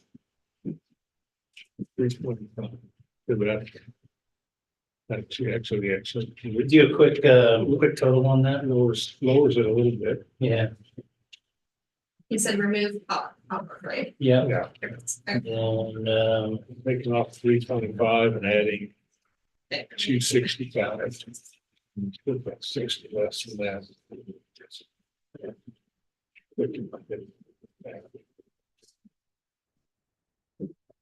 I don't feel like doing numbers, so. I can't force to do it. It's not a number. No, it's a Monday. I'm not trying to. It's good to know your next weakness. 260. Should be As I get older, the weaknesses. $1,478,248. Say that again. $1,478,248. Check your Brittany. Alright. That's right. 78. Okay. Just 60 less. Well, maybe a rough number. And I was Yeah. wondering up here on the large projects, just a couple of outside questions back and forward. What station center is that? Is that the? New extension facility. Oh, okay. So that'd be basically new pot drop fault. Mhm. Okay. That was what was, A whole lot more than that. that's what was envisioned for out there at the shop sites. That's been put on there for decades. Yeah, you can probably add about double from that. Rich, I got a different number than. I just did mine quick, so, Okay. Yours is right. yeah, so, but she'll have it at the present. She'll double check it and then have it So for I'll have all of them back. business meeting on Monday where she can take time and look at it, but yeah, okay. I'm pretty sure I got it right. Okay. Good. She's part of the good. I'm just get sweating. We'll be sure it's right. Yeah. So like, Oh, Fancy is here. I don't know what our CIP schedule is going to be, but probably gonna need to do that range cleanup at some point in time too, although we can come back and just do that, I guess, if we have to, but. So they are negotiating that, and if, yeah, things can come up, but there's some issues with the property. Yeah, we're aware. There's always been that. Yeah. Those are probably down range. Oh, no. Should we have him sit back down? But we'll get those in place, but the cost of it has been pretty stable over the last couple of years. Couple $100,000. 250, I think is what we've been estimating. 250 is like the high. We Yeah. also need to get we do need to get it already insured. We should have some pollution insurance to protect us, protect the county. It's a different type of policy, given cleanup that's going to be done and stuff. We still need to get that because I don't know what kind of impact on that. We don't have a cost figure yet on that. I still need to get some information. Okay. So I need to add this stuff. Yeah, I mean, if you want, I've gotten that number twice, so if you want to just that. Well, So you'll get a third number. There's no way. we'll check it later. Yeah. So do we need a motion of what we're gonna approve? Or is she gonna come back with revised numbers pretty much? Yeah, go ahead and make a motion as amended or as changed, and she'll be sure and get the right projects with the right dollar amounts in there with the right total for the business meeting. She'll get Cindy the right information to put in there with your motion. All right, well, I make motion to approve CIP list as amended, taking off waterfall, half of the museum lights and adding the 3 items for public works. I would second that. It's been moved and seconded to approve the CIP list as amended, taking off Potroff Hall. And was it the museum? Yeah, museum, having the display lighting for the museum and adding the 3 items listed for public works. All in favor? All right. Thank you.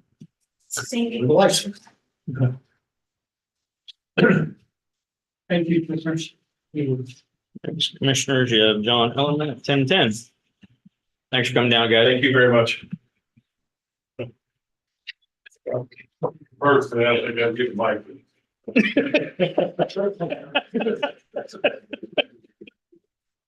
Like you got friends in my phone.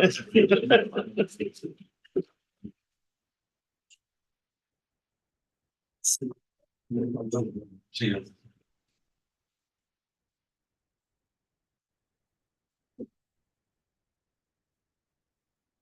Oh. Yeah, I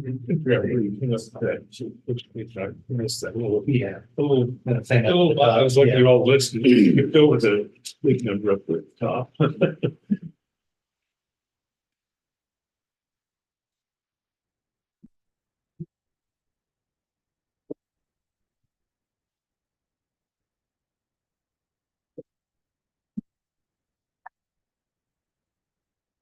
Oh, you did that within the time.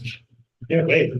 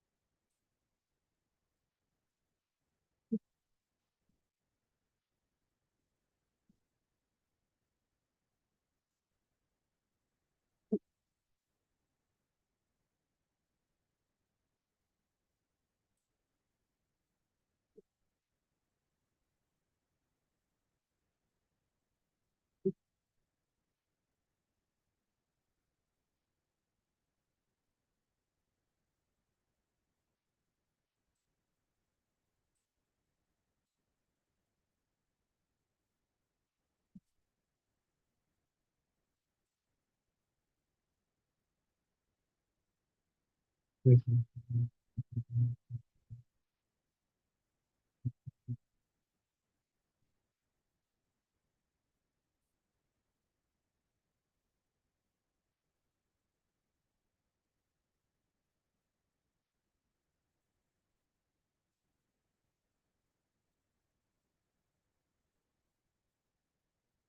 garden's growing good with this weather.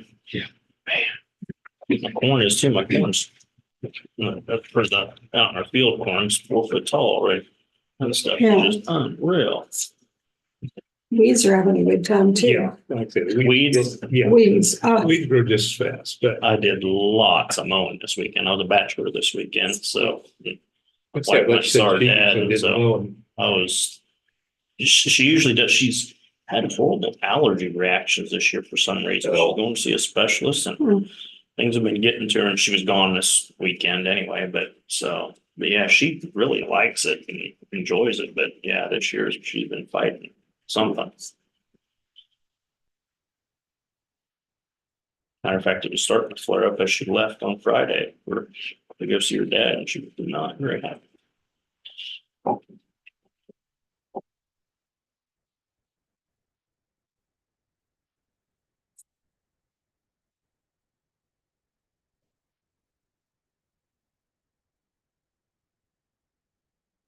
Yeah, I've spent more time on that mower this year than I have in the last 10 years. Yeah.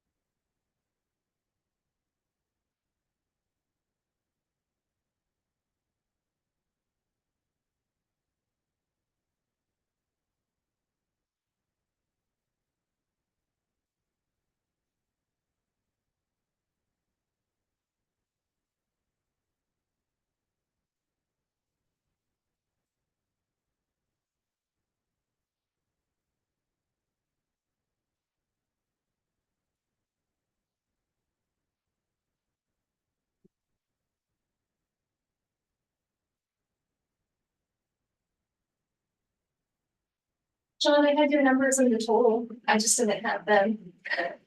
Oh, you had them in the total I already? did. It's like, that's, doesn't add up. Yeah, I did have them. in the total. So that was hard on all of that. That will be a different number then. Oh, so yeah, it's gonna drop. Yeah. More. No, it actually, it's still less than what Rich had. I've had. Right, it should be because you had the number in the total, and that's the total Yeah. number I used. Yeah, because you were over exactly 265,000 what I had. Mhm. So the total is 1,213,248. Yep. So, sorry about the issues. That's, Hmm? that's what I'm sorry about. You just have to explain, you'll just have to explain what he did to make you mad, that's it. I wanted them too. Hey, I had it in. Forgot. Yeah. Just didn't list it out. It was the, in your documents. That's a good way to hear the numbers. Yeah, Yeah. sure. No doubt.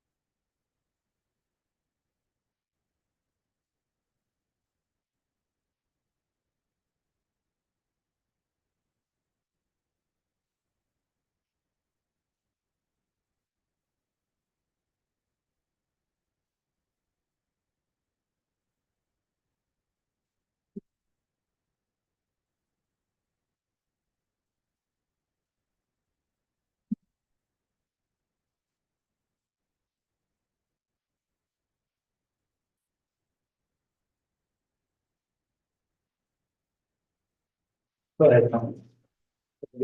Good morning, Commissioners. John Ellerman, Public Works. with my monthly project update. Some of these projects are not a whole lot in the last month, but the Fancy Creek Bridge has been completed. The bridge finished, the road opened up and gravel the last couple of weeks, so we're all over the traffic. No more contractor. I bet they're happy about that. Probably. Parallel Road is scheduled to start here in middle of July.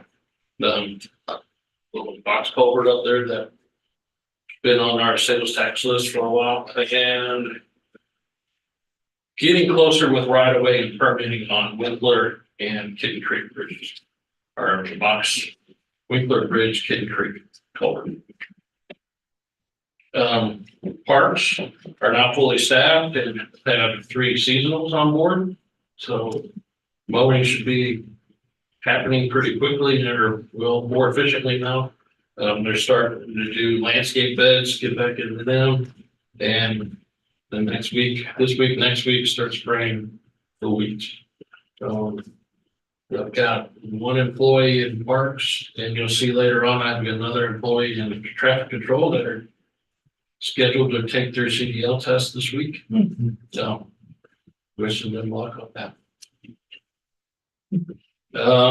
Operations crew with the rains, some heavy, some more heavier than others, and clean up debris in front of them around the boxes to open up the flow of the boxes.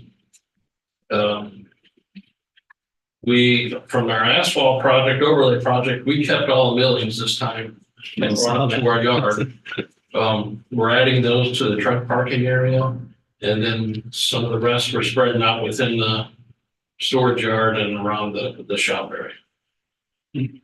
We'll probably still have some left over, but we're making use of them for ourselves this time. We probably won't, and we don't usually keep them. A lot of times they'll get built up and put back into the asphalt that we lay down. Precast boxes have been ordered. Kansas Avenue is scheduled to be built this week. And as soon as they get that built, Alvin's chomping at the bit to get that scheduled to replace. That's on the west side of Riley. And he wanted to get that redone first so we'd have asphalt available for us when we go to resurface there. So the next one overlay has been completed. The rains, good rains we've had, the guys been out grading roads. The traffic control tech scheduled to be taking CDL. Mag chloride we started. We had an application done last Wednesday or Thursday. Another one scheduled today and another one scheduled on the 12th.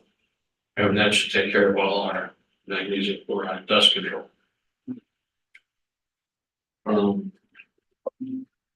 With the new parking policies, we put up new signs around so that the traffic control guys have been busy making and putting signs up.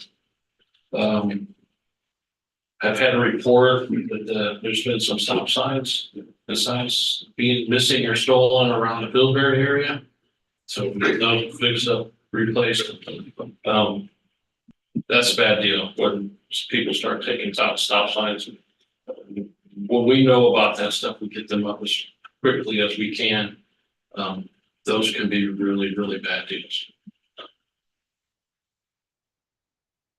And some of the guys, bridge crew mainly have been doing some work around Terra Heights Lagoon. We had some issues in there and then our inspection, we had to clean up and mow and clean up some over dust spill. So we're getting that fixed up really. Miscellaneous stuff, open positions. Still have a traffic control tech. As of last week, I have a custodian, a facility tech, and a utility tech. The utility tech, my tech there is moving to the public works operator position. It's where he came from. He missed it in the equipment, wanted to go back. So we had the opening in the rental side for the next where he was doing, he went back. So we've got some that opening. And a couple of the others that have just come up in the last week or so. EMS headquarters station, their work is moving right along. I think they're getting probably pretty close to starting the foundation work. We'll find out more about that tomorrow. It looks like they were working on some of the drainage system install part of that in the last few weeks. So, and they relocated and added new water utility to the NCRC building. So this project, original design was to share a meter. Backed off of that was between us and the city. Each building will have its own meter.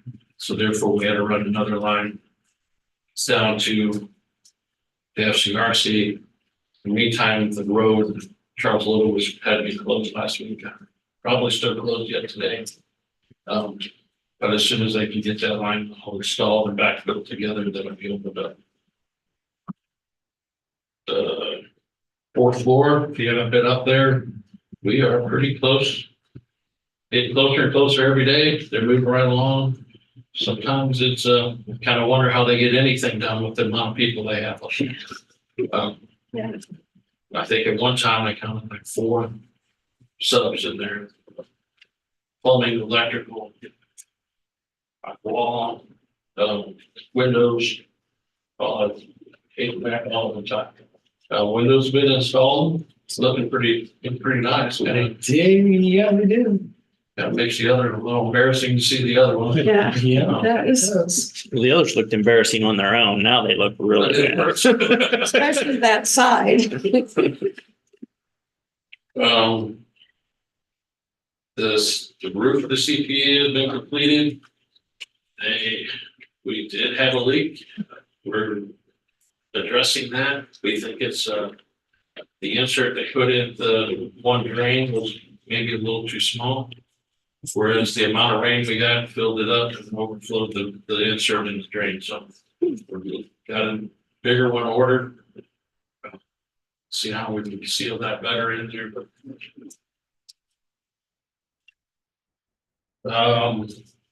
We haven't had transfer station scales last week with you.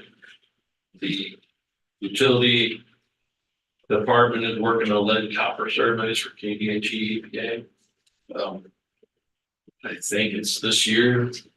We're supposed to have a inventory of all residential service and lines and whether they're lead or copper.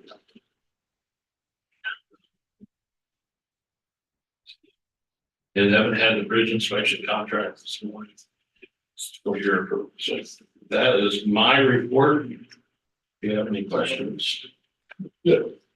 The box you said west of Riley, is that the one right at city limits, or there's one in and there's one? There's a bridge there in a box, so this is not the bridge. Okay, one's a bridge and one's I'm not sure how far it's not too far outside the city limits. so there's one right on the city limits and there's one a little bit farther out. I don't know which one's the one's a bridge. Let's stay. So it was like, it'd be a little over 20 feet. I think that's one of the rails on. And then the boxes. May or may not know what's even. Yeah, I think the bridge is right there where it kind of turns to the north. But I assume the box is closer back there to the east.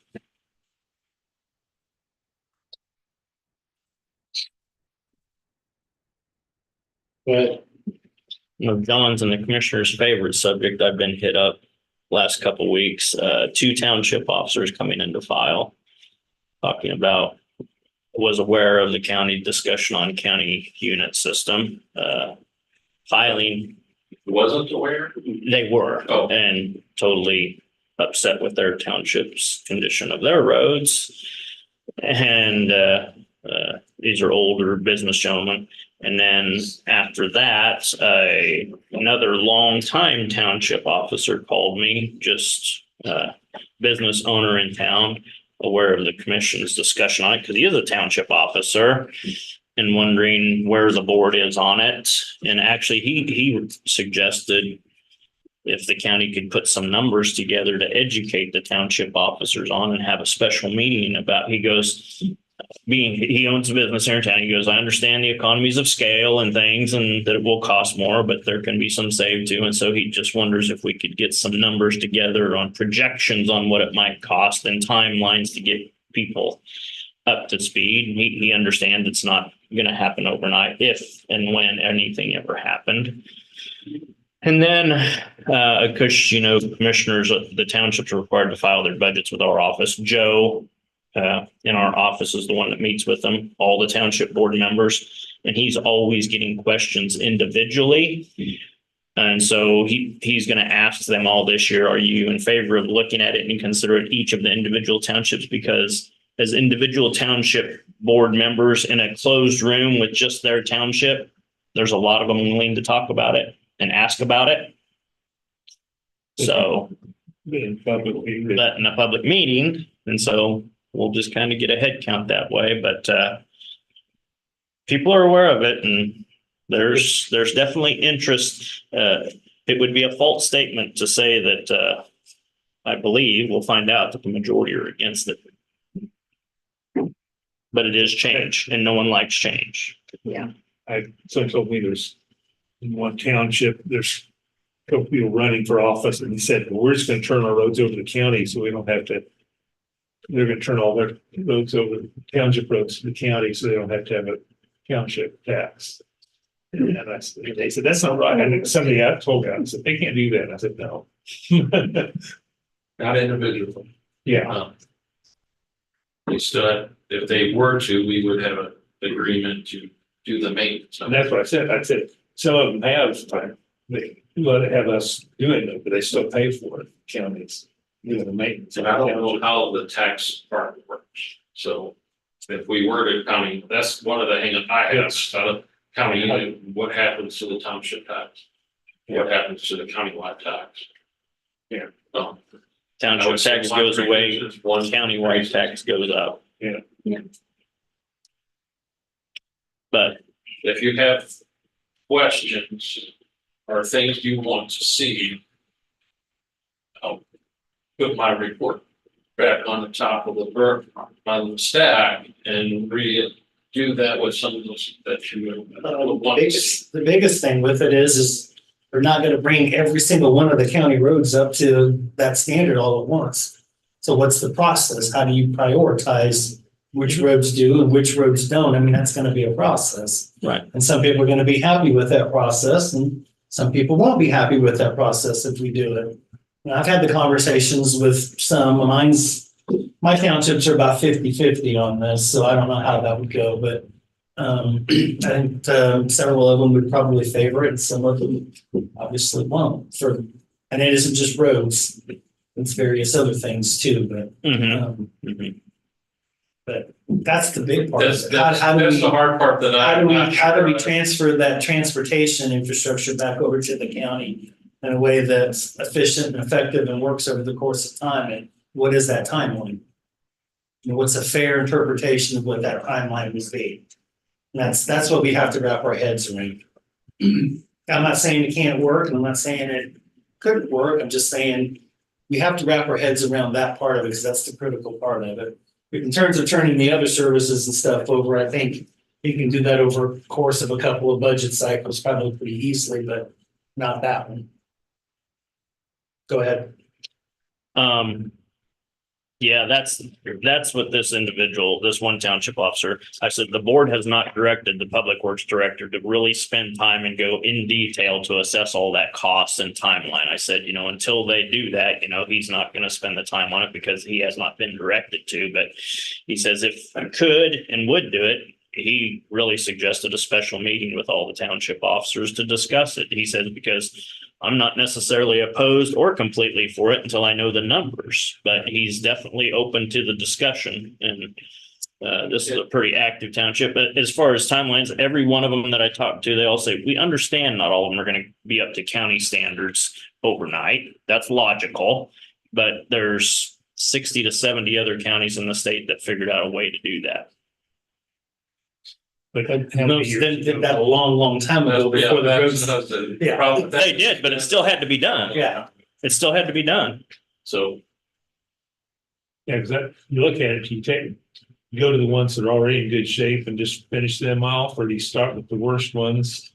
You know, that's our question for you. Lean to the side of pick the easy ones. Right, and we can get more of those done, get them out of the way, and then work on the harder ones.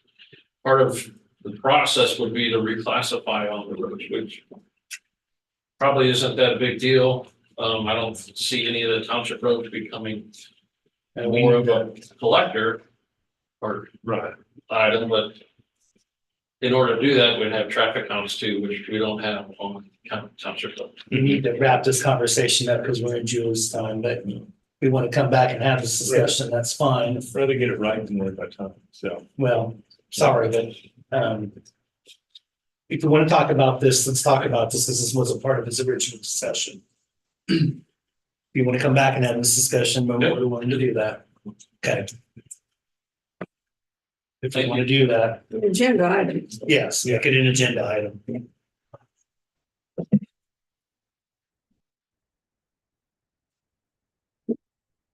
morning, Julie. How are you? Good, how are you? Good. First, we need a motion, please. Oh. I move to adjourn. Recess as the Board of County Commissioners and convene as the Board of Health. I was second that. And moved and seconded that we recess as the Board of County Commission and then reconvene as the Board of County Health. All in favor? Aye. Go ahead, Julie. Good morning, Julie Gibbs with the Health Department. I'm here for a discussion on Hansa space, as you know. We got the notification that Hansa is moving out as of September this year. So we'll have some vacant space available. I did include what the space looks like, and I also have a paper copy for you if you want to more of a visual. Right now, the only space that's currently being used and that will continue to be used is 152 and 150. That's being used by Michael Swainer. He's our with Positive Connections, does all of our HIV investigations. He's been with us for quite some time now. So he does utilize an office space, and then he has a closet for all of his materials. So that's the only space that we'll need. We're also asking to move. We have another individual with KDHE that's been with us for several years now. Tal is working as a disease investigator with KDHE and does a lot of our STD disease investigations. He's right now in a closet space upstairs in our boardroom, and we're asking that he is able to move down into this space close to Michael. Because he does work with a lot of our patients in our clinic, and so it'd be nice to have him on the first floor and out of that closet space, because we do have a lot of meetings in there, and it's just sometimes disruptive for him when we have those meetings. So that would be the only space that we would need as the whole department. Okay, so you were saying 150 and 152, and what was the other? Any other of those spaces, probably 147 would be nice. I think I mentioned that. There's some smaller spaces that are closer to the actual clinic. I'm where it was now. If you scroll up, really easy to purchase something. Okay. And you're using 125 and 145 now. Yeah. Those two. Yes, yeah. Okay. So 125 is our kind of makeshift break room, and then 124 is utility closet. It's relatively operating. That's it.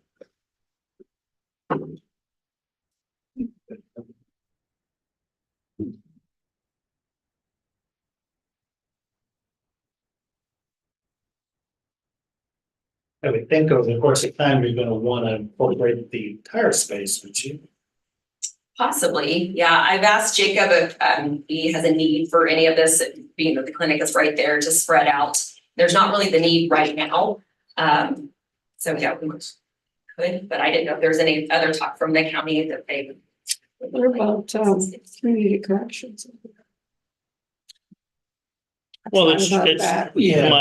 I talked to Julie about getting this before the board. The thing is, we're about to talk about Yeah, all those space needs, yeah. in not too distant future. And so, I mean, you either move some of their staff from FCRC and open up some room over there for That's something what I was- different? Or, I mean, there's just different things to be considered and it's pretty timely with this overall discussion on space needs. It's a good sized space over there. And actually, you know, Catherine, your idea is, I mean, the FCRC has a couple different entrances to where maybe you could do that in a secure manner and Yeah, secure. cordon it off from other areas for different offices. So Mhm. that's Yeah, because where maybe it'd be beneficial to have more of your staff directly in the same building that the administration is too. Yeah.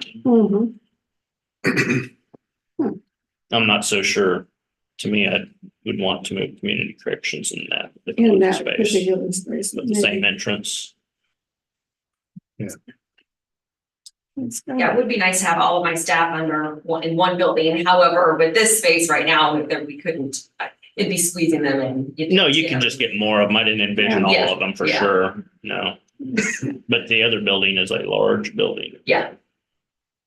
Yeah. There is a separate entrance. I think that's something you need to consider. I don't know. Yeah. Okay, well, but yeah, moving something else. Moving more people close for him. And I don't know how the space is divided up between different groups over there. Exactly how that would work, but.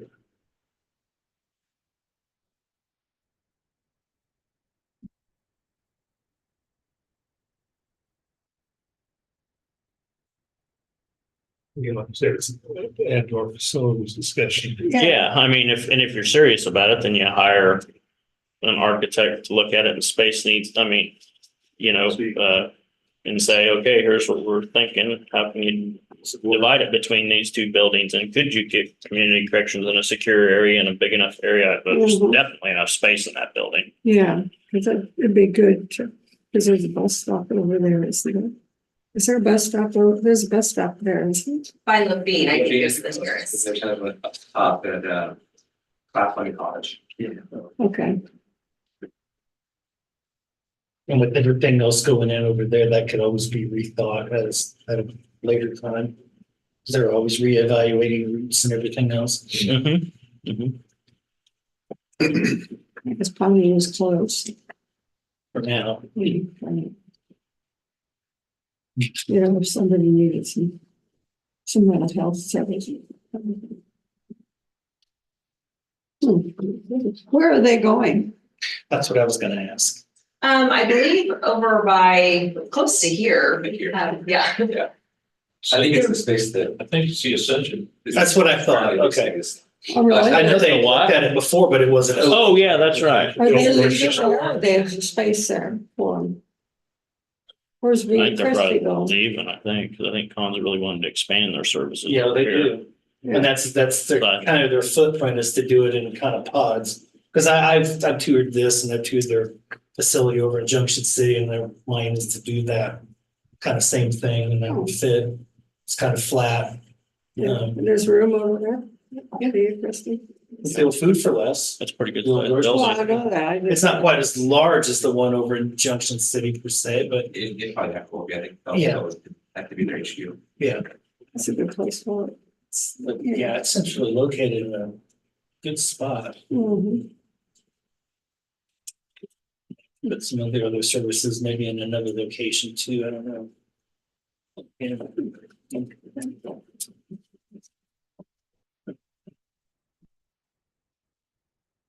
Yeah, so that's probably what I would consider is the kind of thinking in that framework of what of your services over in the other building would be a good fit there. And as we continue to dialogue about that between now and obviously the fall would be that would be the direction I would go.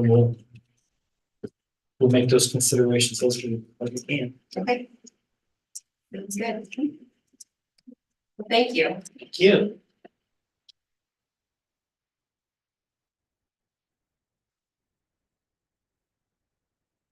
This is. Not This taking is an every outside full time on the executive session. I It looks like it. Yeah, it definitely looks like it. Mhm. This off. But that'd be full time. Is it 15 months? I think you Potentially should could be. be. I didn't realize it Yeah, had that. that, I saw that, you Mhm. know, and that could be totally closed off from this. Yeah, I did not realize that. Yeah. And I was thinking, if you were to do community corrections over the other building, that.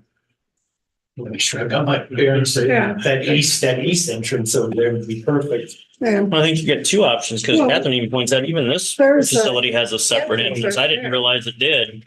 Yeah, well, you got right down here by the.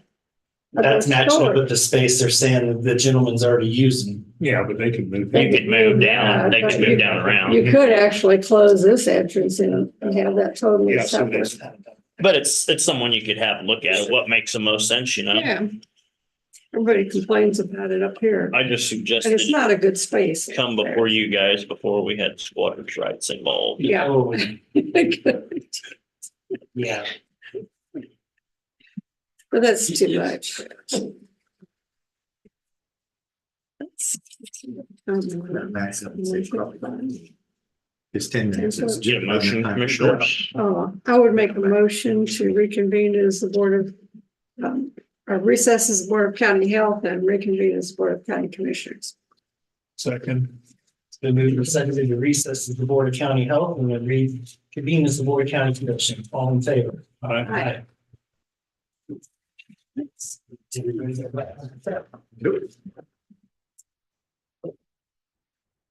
Well, I've been thinking about moving corrections for a while. Where should they go? Yeah, I knew Commissioner Ford had been as well.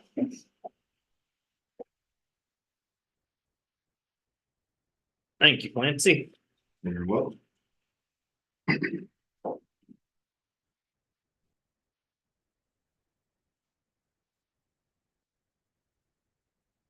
Soon you're gonna be past this. okay, I hope that rain picks up. I mean, that'd be If great. there's an argument about who wants to do it, then that's up to you. you're stepping aside. I am stepping out of reach.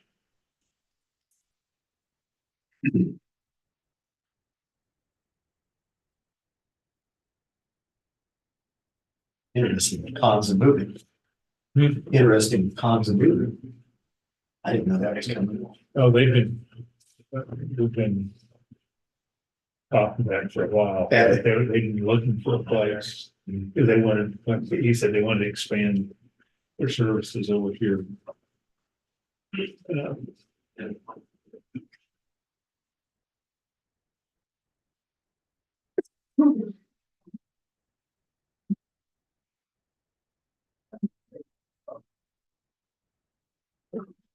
So, this is via Christie moving out of there or just, they not even use all that building.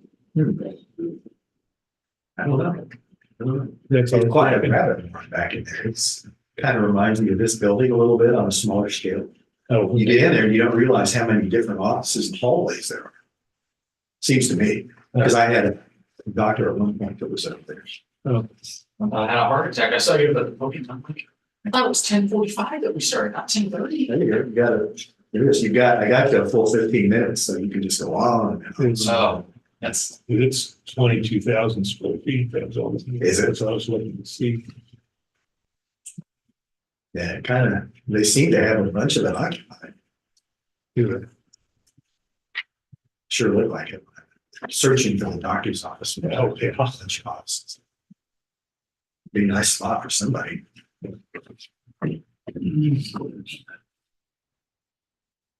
Be better for a grocery store.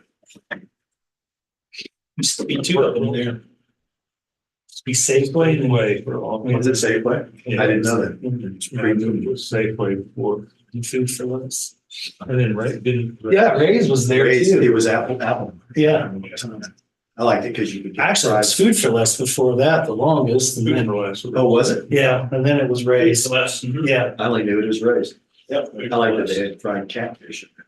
Oh, right. Yeah, they really did have a good marketplace. So then the one on the west side. Yeah, it did. People were so upset when both of those left. Yeah. I've still heard comments about that, you know?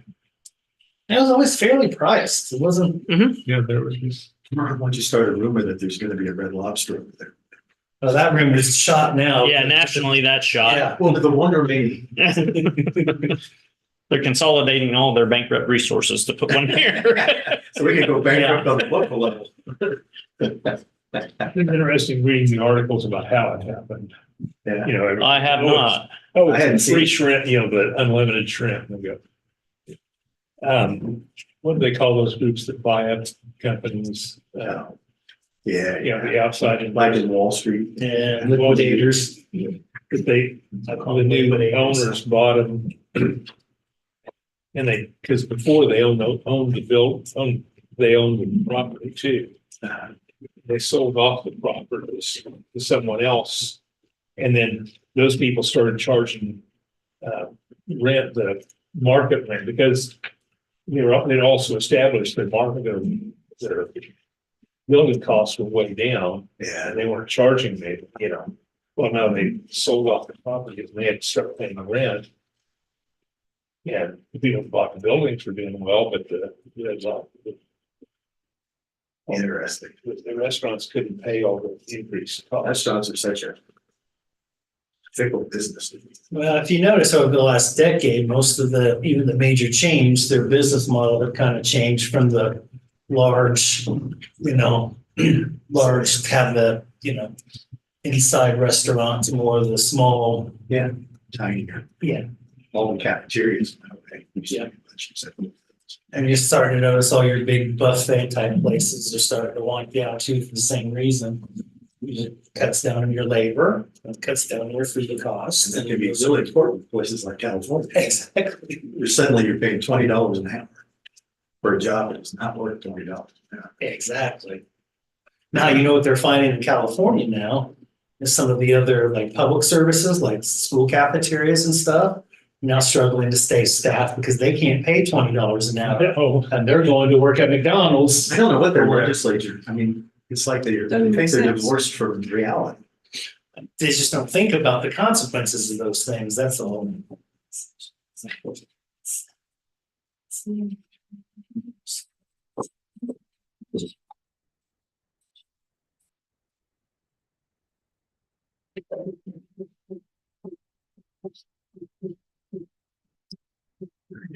Some guy, maybe every day.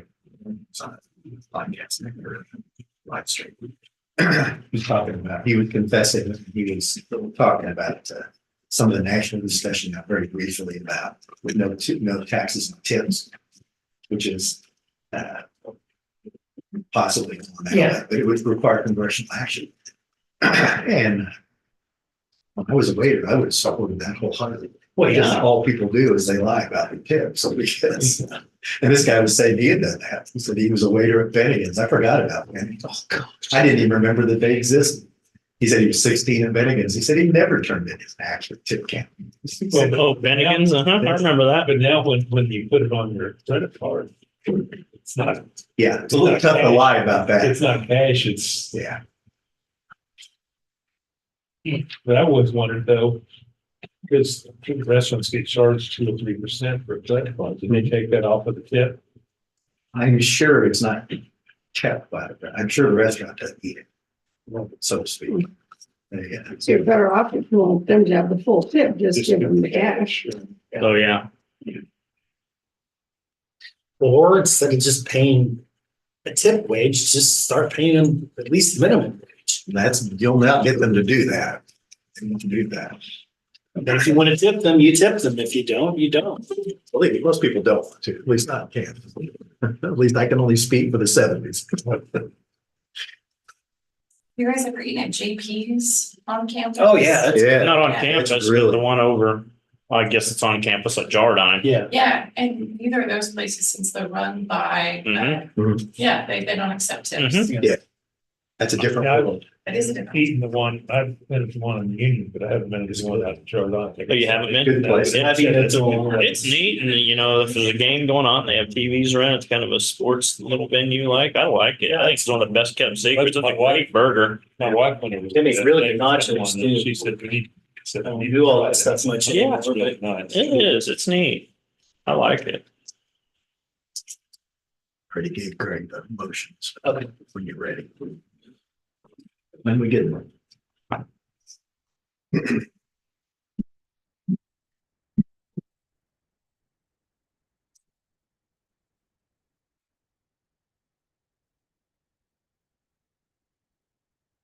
So you're not involved in this? Yeah. You're leaving? You're wondering why I'd come back. I say, because you're not on the list. No, I'm not. I'm Okay. getting out of here.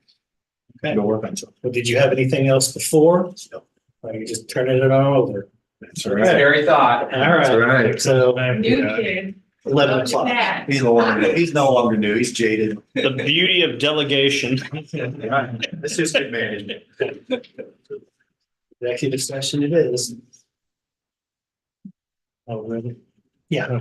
All right, I move the county commission, including Chairman Ford, Vice Chairman McKinley, and Commissioner Folke, recess into executive session on potential litigation for the purpose of consultation with Bryant Parker, Deputy County Counselor, attorney for the commission, which would be deemed privileged in the attorney-client relationship, the exception to the Kansas Open Meeting Act. The open meeting to resume in the county commission chamber at 11 a.m.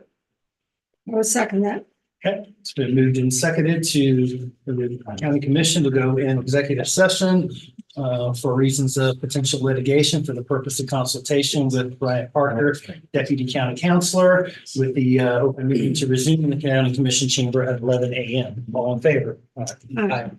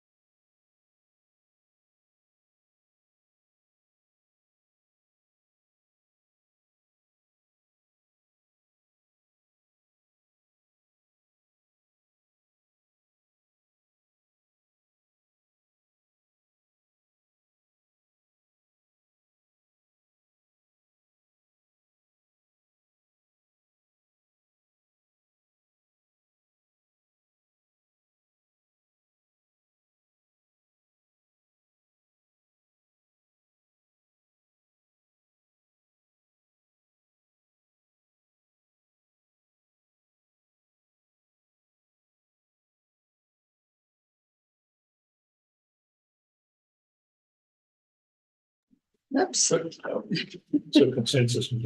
Okay. Oh, first I move. We live. We're live. Okay. I move the Board of County Commissioners come out of executive session. I would second that. Moved and seconded that the Board of County Commissioners come out of executive session. All in favor? Aye. Move the record reflect action shall be taken consistent with the consensus reached in executive session. I would second that. Excuse me. It was moved and seconded that the record reflect action shall be taken consistent with the consensus reached in executive session. All in favor? Aye. That back. Do you need these back too? Yeah, I think we're I'm there. gonna hang on to it too. Time for Catherine, Commissioners. Okay. Go ahead, Catherine. Good morning, Commissioner. Whoops. Catherine Hensler, Director of the Raleigh County Historical Museum, here with our monthly staff report. So as usual, we start with visitation and tours, and you can see in May, we did a lot of outreach and programming. So normally we range between 500 to 1,000 attendants in all of our programs and our historical sites. This year this month, we are already at 65, 81. That is due to the Flint Hills Festival that our staff attended down at Blue Earth Plaza in early May. There were over 6,000 people in attendance that day. I walked around there too. It was a nice day. Yes, it was gorgeous. And they of course hit an attendance record and we had booths there. What we did was we did a hands-on headstone cleaning workshop. And I don't know if you saw the front page of the Mercury, but we chose our little booth to be the cover story. So May numbers were looking great. The museum saw 225 people. The Goodnoe House 87 guests. The Wolf House 23 guests. Pioneer Log Cabin 72 guests. Of course, we are now open for business there for the summer and tours. And then for programs and outreach, we're at 6,174. Volunteer hours also, we're doing great in the month of May. They're a little bit lower than April, but do keep in mind in April, we had our field trip to the Wolf House, and that brings in a lot of volunteers. So overall total, and those totals come through our general, regular volunteers, the Historical Society's Board of Directors, and then our community service volunteers. That brought in 134, almost 135 hours of volunteer and community service. And I won't go through all of the list that is in your report, but we were very busy in May between attending festivals and providing outreach programs to the May 11th headstone cleaning workshop, fireside chat. I did attend a couple different conferences and programs in the month of May. Went back out there to check that out and I thought maybe I'd have to touch it up or something and It looks great. they look brand new. We had 62 people show up for that headstone cleaning workshop. Yeah, that was pretty cool. Very pleased. That was the first one that we scheduled. We will be doing at least once a month throughout the rest of 2024. We also hosted 2 public walking tours of Historic City Park. One was a scheduled program through UFM, and then one was just one we did independently with the Historical Society. Also, you might have seen some marketing material that we put out. We are participating in Sunflower Summer. That is with the Kansas Department of Tourism. And it's a way to get families of young children engaged in traveling throughout the state. There's over 220 attractions that are participating this year, and this program, by participating in it, provides free admission to all of these sites. Now, we are already a free admission site. The benefit of us being part of it is both marketing, and we receive grant dollars for every attendee who comes in through that program. So essentially, it is free money. And that kicked off on May 25th. It will run until August 11th. And we are one of 7 sites in Manhattan that are participating. We also closed our Wolf House exhibit, Remembering Fondly Funerals in the Victorian Era, Raleigh County, on May 26th. And that opened, as you probably remember, back in January of this year. We can track 719 visitors through that exhibit. So for us, that is a good number at the Wolf House, and that was free and open to the public. Looking at our collections numbers, we had 13 individual donations that came in May of 2024. Keep in mind that it's not items, that those are the people who bring in an individual collection. Out of those 13 donors, 223 items came through the front door of the museum. We were able to process one backlog collection, which included 7 specific items. I will note, and these are great numbers to follow with this conversation. The Riley County Historical Society voted at their May board meeting to approve the object donation moratorium that I brought up in a previous report. This was requested amongst both Curator Munger and myself. With 223 items coming through in a month, that really puts us behind. It is really hard to keep up with all of those items. And we have about 40 years of history of taking in those amount of items per month, which means we have a massive backlog. So this moratorium that was voted on by the society board at their May board meeting was put into effect immediately, and it will last until May 1st of 2025. Effectively, that is allowing us to suspend donation intake for the year. However, we do understand we don't want to miss any essential parts of Riley County. If someone just so happens to find the Hartford Steamboat and they want to donate something that historically significant to us, we will make exceptions. But those exceptions will be done only by appointment. So no longer any walk-ins, at least until May 1st of 2025. Appropriate messaging has been put on our website, as well as signage at the museum, and our staff has all been provided with wording for how to answer those questions. This is the first time our museum has put a moratorium like this into place. However, I will note this is not abnormal for museums. Professional museums do this all the time for reasons that we are doing it for, as well as in the event there's staffing problems. So if anyone has any questions, we just ask that they call the museum and we'd be happy to answer.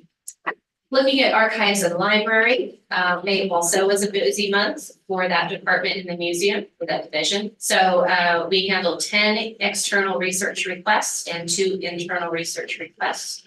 We had 6 appointments made in advance for in-person appointments and 1 walk-in. So 19 individual requests came in through the month of May. And then I would also like to note that the number of research requests continue to come in higher than average. We have also assigned 2 of our museum assistants, Brantley Scheermeyer and Cindy Nolgast, to assist Curator Glasgow for those research requests. And so far, they are doing a fabulous job. Speaking of building and grounds, the gallery lighting in the museum is still an issue. However, I was able to meet with John Ellerman and Jerry Howard on Friday, and we have found at least a solution for the exhibit gallery, and then we're looking at some potential changes for the storage gallery, or the storage areas, both temporary and permanent. The Town and Country Garden Club recently spruced up the museum's entrance by installing very nice potted floral arrangements under the portico. They also cleaned up and relabeled the Memorial Lily Garden. So we thank them for those efforts. They've been doing this for a number of years for the museum, and we greatly appreciate it. There is no report for a staffing update. And just real quickly, we'll go through some of these upcoming events. We do have a fireside chat tomorrow evening, and we'll be walking through history on the linear trail. This will be with the Riley County Genealogical Society. That starts at 5:30, and it's free and open to the public at Lake Crew Coffee. This, of course, is our monthly meeting. We do it the second Tuesday of every month, same time, same place. We just switch up the topic and the speakers. And then we will be doing our 3rd walking tour of Historic City Park on June 12th.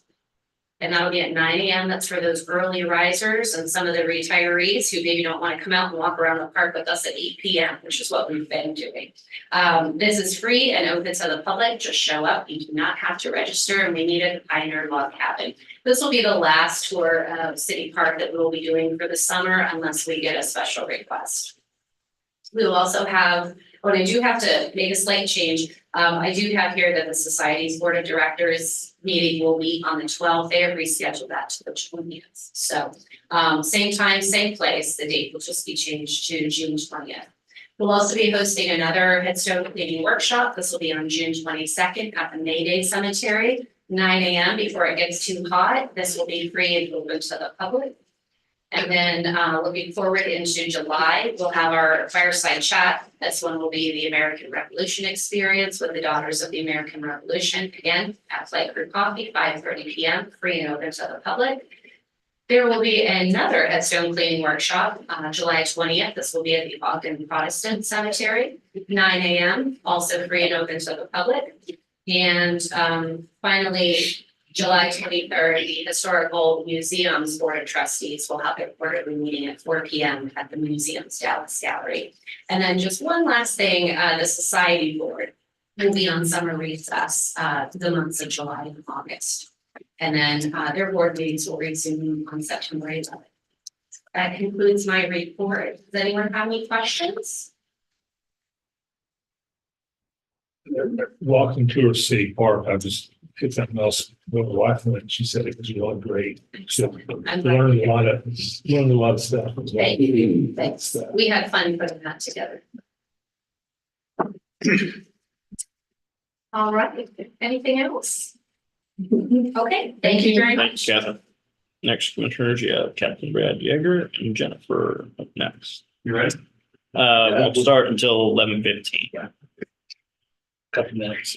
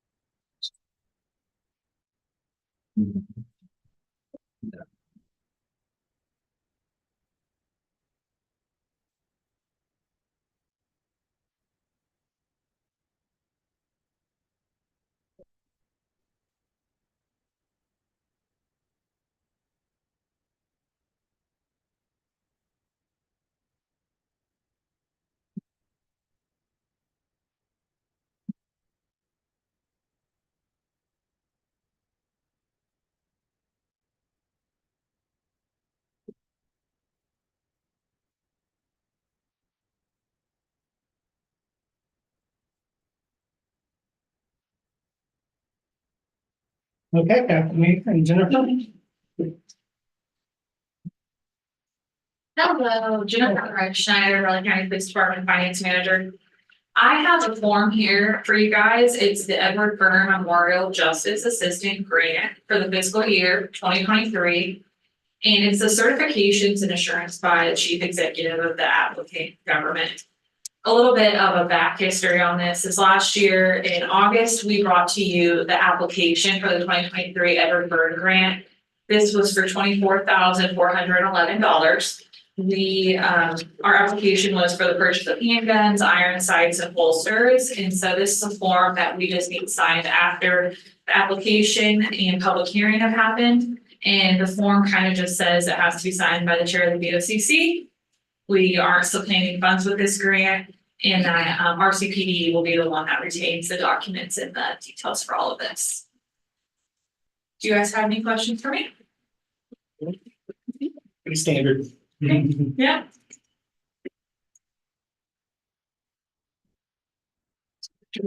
Make a motion to sign the Edward Byrne Memorial Justice Assistance Grant Program for year 2023. As presented. I'll second. It's been moved and seconded to sign the Edward Byrne Memorial Justice Assistance Grant Program fiscal year 2023 as presented. All in favor? Aye. Chair, please sign. Thank you guys very much. Thank you. Thank you.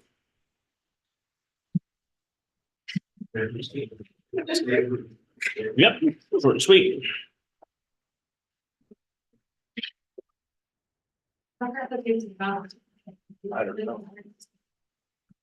Rich, does she go ahead and take this now, or do you need? You can, there's two originals. You can take one of them. That's fine. Thank you.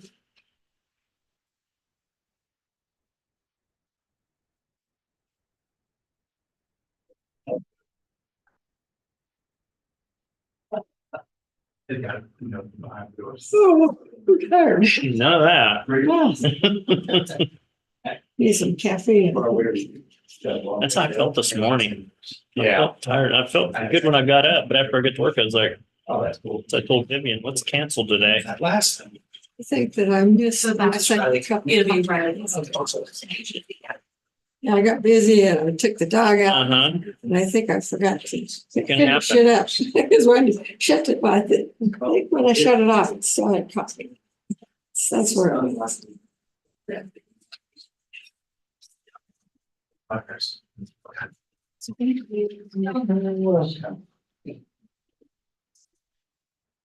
yeah. Take care. See you. You, Brad. So they're having a city park tour on Wednesday. This week. Looks like. Really? Yeah, there's a lot of history over there.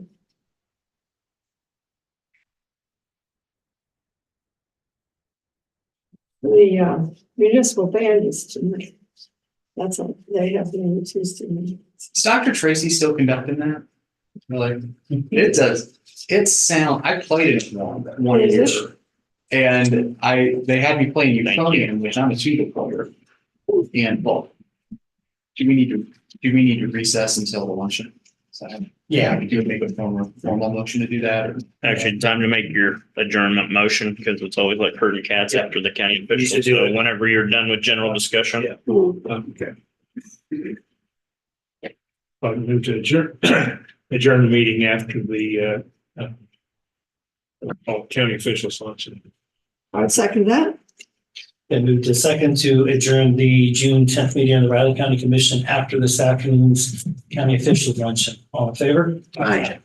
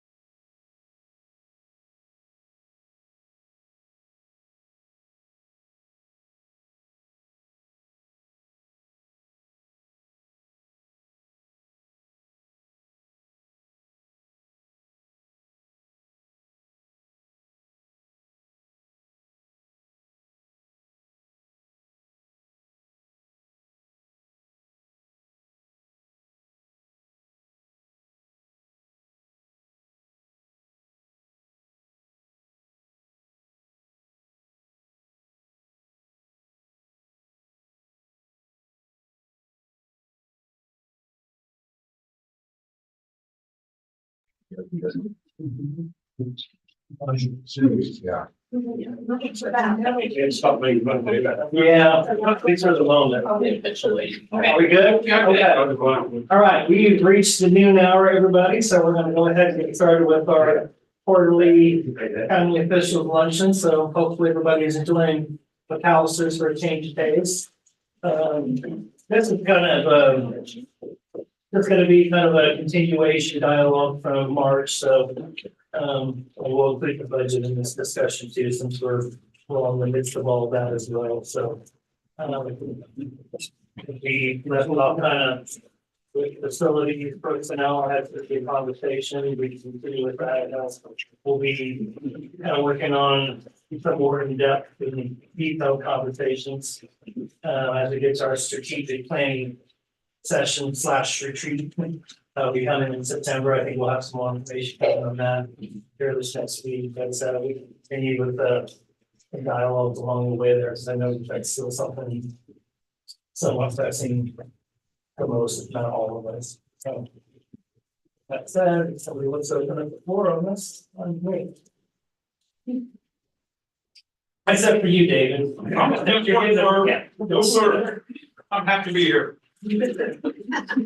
We're happy you're here.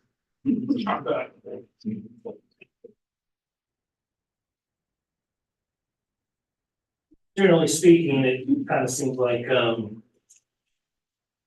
terms of space, I mean, it kind of comes down to obviously dollars and cents, but there's been some good news, at least in the discussion, that was managed to stash some dollars away, so gotta be start thinking about some upgrades on what that may look like when as the plane kind of shifts around. It seems like we're opening up some space opportunities at different locations. And, I think along the way, we need to think about what that's going to look like, as we get into that discussion in September, and what's that gonna look like, either for 20-year departments, and maybe for some of you, maybe that doesn't apply, but we'll be moving and shifting some things around, so it seems like we can, I don't know, to me, it seems like we can maybe reach those goals over the course of the next maybe 3 to 5 years, a little bit easier than maybe get on the game. So. Not everybody all at once now. I think we got some good opportunities. I mean, I'm the old guy in the room as far as Riley County. You are the old guy in the room, here, and I can tell you, I mean, it's a priority of every commissioner for us first elected. Think that. So that's been a while. You even hear old? Not really, not to actually have. So, it has been a priority for every commissioner. I've been multiple commissioners and saying, we're gonna get this done. So we're gonna get this done during my term. And here we sit with no advantage in the facility, and the shop side. I was involved in that very against. Yeah, but that's come because of federal money, not because I had form tax. So We didn't understand. like some other. And Around the state. yeah, we've never been able to get a contract with the ad valorem taxes, and so we did it with the shop site, and it was always cash on hand, kind of Commissioner Ford alluded to, I think we'll have some monies in carryover that we probably use the facilities, and I think we can get some things done with existing, and if commissioners want to continue to budget for CIP for facilities, I mean, that's how we did the shop site. With cash on hand, I agree, it's probably not the appetite for a bond election of a multi-million-dollar facility. We're very fortunate, and I think we did the commissioner did the appropriate thing with a couple things, firing station, the firing range. We got out of a bad situation there, did that with cash on hand because we feel like fiscally conservative county. Yeah, I just use this way. It's so, Fiscally. staff, and I give everybody credit for that too. Yeah, that's how we did the shop, well, plus, we sold the existing shop, right, but that wasn't enough money to do it, that was over on Anderson. And now we have another opportunity, I think we did a very good thing, other than. EMS ambulance facility and the North County ambulance facility is using our federal dollars very well to help the entire community, not just one segment. And so with this cash, I mean, everyone will get to see what we did incrementally with moving the elections up. And the commissioners doing it with cash on hand, and how that's opened up, will open up room in our current office space, and then they're going to be moving. I think it's a wise move. The commissioners are also using the money to renovate the current EMS ambulance facility and give them much more in space they have needed. I've been a huge advocate for, just because of the nature of their business, their equipment and everything for rural fire and emergency management. That's gonna open up some space. We've got, it's opened up today. We discussed with Conda, vacating out of there. And David also has a presence in the FCRC. That'll open up a little bit of space. And I think we have some real opportunities with this building alone, just floor by floor. You know, $1 million or $2 million here or there renovation wise, and getting the windows replaced, and you know, we'll see what the study says in the fall, but I think you should throw back on the table. We talked about a connection on the third floor between this building and that building. Maybe a great place to put IT with all underfloor wiring and stuff, and corridor across, and there's different things that could be done. You wouldn't even have to do that, but that's something to consider rather than building a great big new facility. I'm not even gonna throw the church out there because that's on down the road. We don't know what's gonna happen. So I think we have some opportunity even without that in the mix. And then if that becomes in the mix at some point in time, maybe that's how you address courts and county attorneys and get them some space. But I think we got a prime opportunity to make some headway in the next 5 years. And I think, as Shiloh's heard me saying, all of you younger ones are gonna have to start reading that card and speaking up, because I'm not going to around. And so these are gonna impact you much more than me as far as on this business.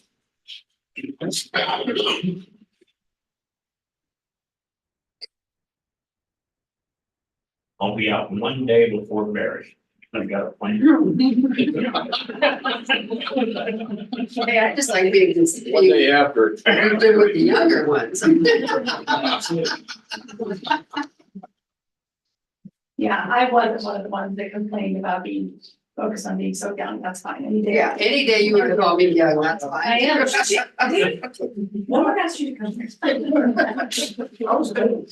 I think the board in the community has a good opportunity here. In the situation for them, but I know Megan. Yeah, here. You know, we've talked to her, you know, it's no secret, you know, we've talked about her, about, you know, possible relocation and different things we could do. I can say, you know, I don't know if you watched the meeting today, but what we talked about today is space is gonna be opening up at the health department or FCRC building. And we've had the discussion, Clancy, we've had the discussions about someplace where community corrections could have a more secure for them and their staff, but a separate entrance, and also be nice to have an exit meeting for staff, which they don't currently have. So there's no opportunities, I think. Yeah, if we plan this right. I think so. And you know, with the IT thing, you know, if we could move them someplace where they have more room than they have now, and then you open that up for appraisers to expand on that floor.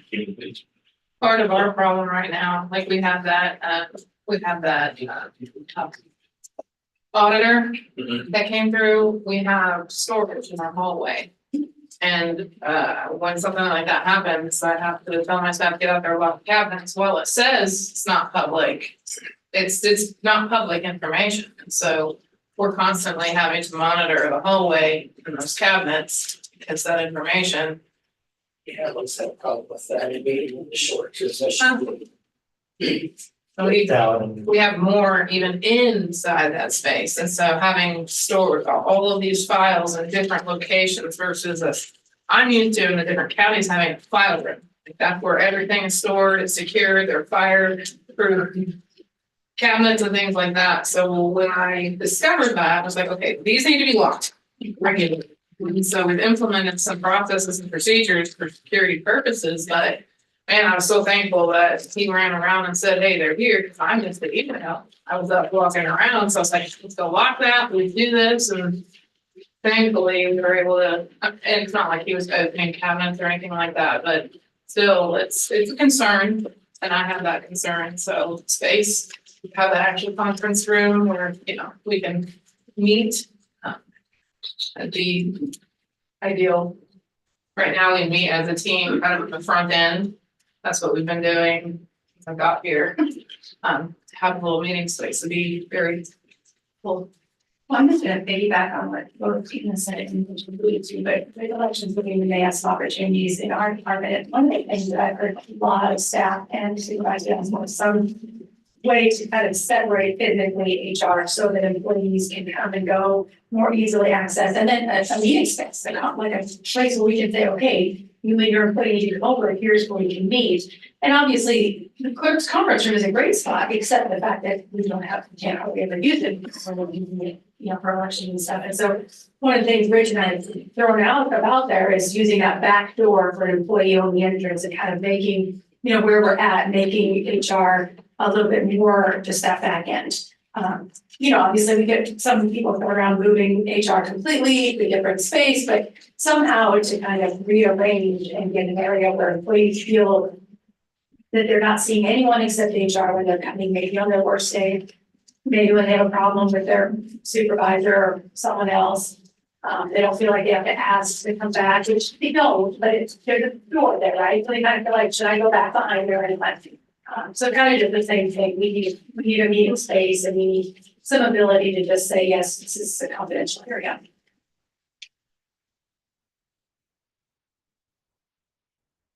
I would assume that there's gonna be, say, second phase to your office.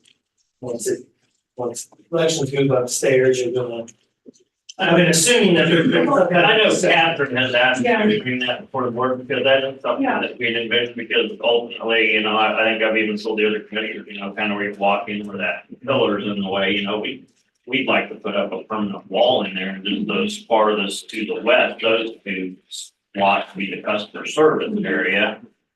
That way, those individuals, I mean, because no matter what opening it is, they get interrupted by people when they're really not the people that should be addressing that stuff. And so it'll really change the workflow in our office and help for some more privacy for people that need to, you know, HR, payroll, that type of stuff that we don't want dealing with customer service. And it helps security aspects of the office as well. So I think we can gain a lot there. But yeah, I mean, Catherine had said, you know, that's something we ought to consider once we move elections. So I've been waiting to move elections. Yeah, that'd be great. And I was gonna say is, you know, we're gonna, of course, the election before we get all moved in, or once it's open to the public, prior to that, we're gonna have all of you come up and look at it. I think a lot of people, you know, think, I just come back, we're just gonna have to redo this building. It's the only economic way, cheapest way to do it for the taxpayers and improve our facilities and our customer service.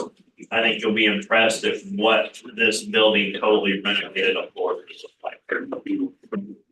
Because it looks really good, and you'd just be amazed at what just new windows do to the place. And so I think the last time we had any major renovations down there was the late nineties, correct?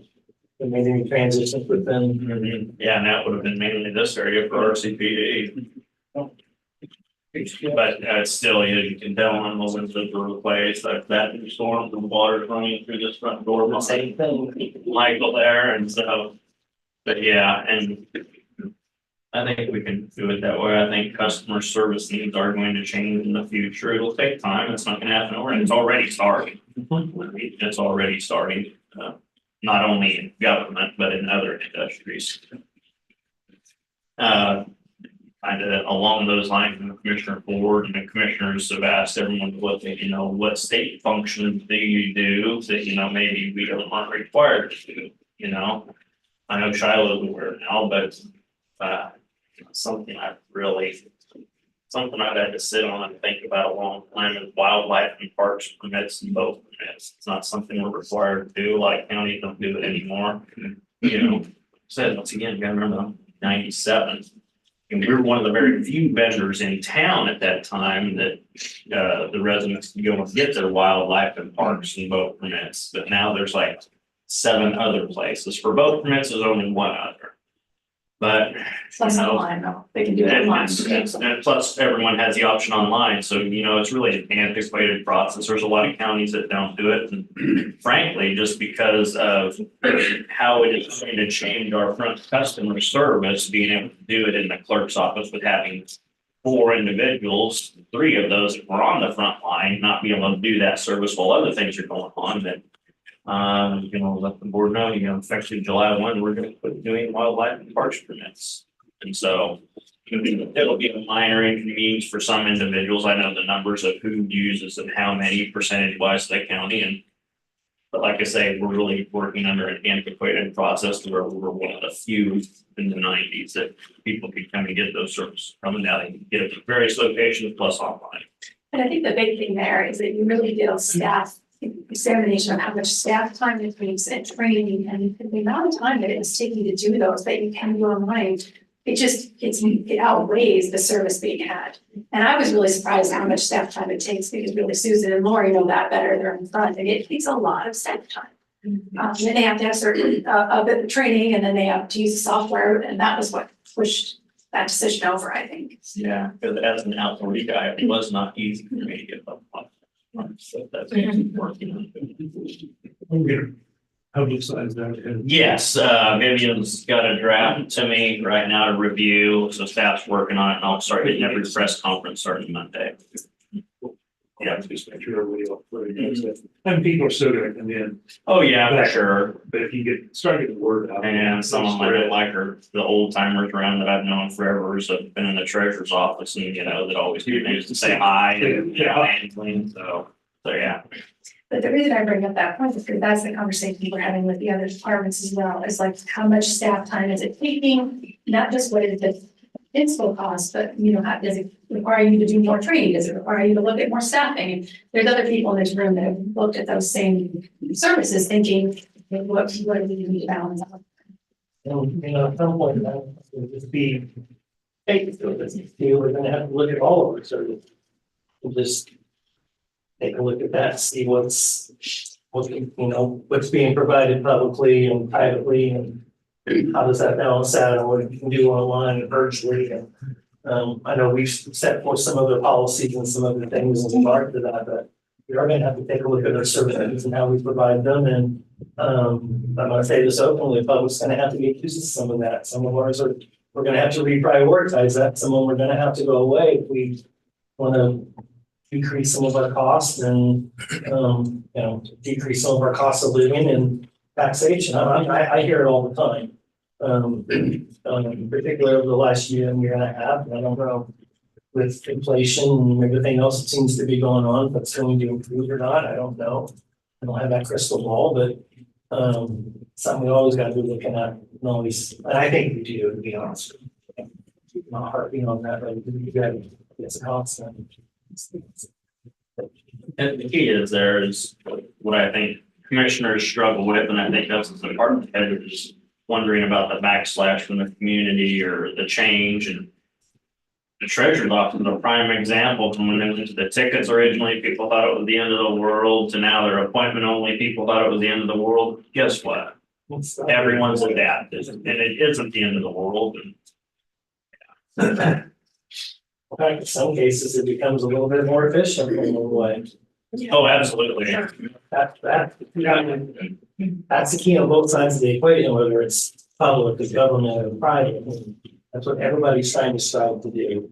We were talking about it earlier about restaurants. You know, they've changed their models over the last few years. They don't have the big restaurants where you have large amounts of personnel trying to serve people now, large food costs. They've condensed all that down, and guess what? They're surviving. They charge $8 a hamburger and lost 40% of it, but they're still surviving. That's so anyway. But Yeah, everybody's continuing to do it.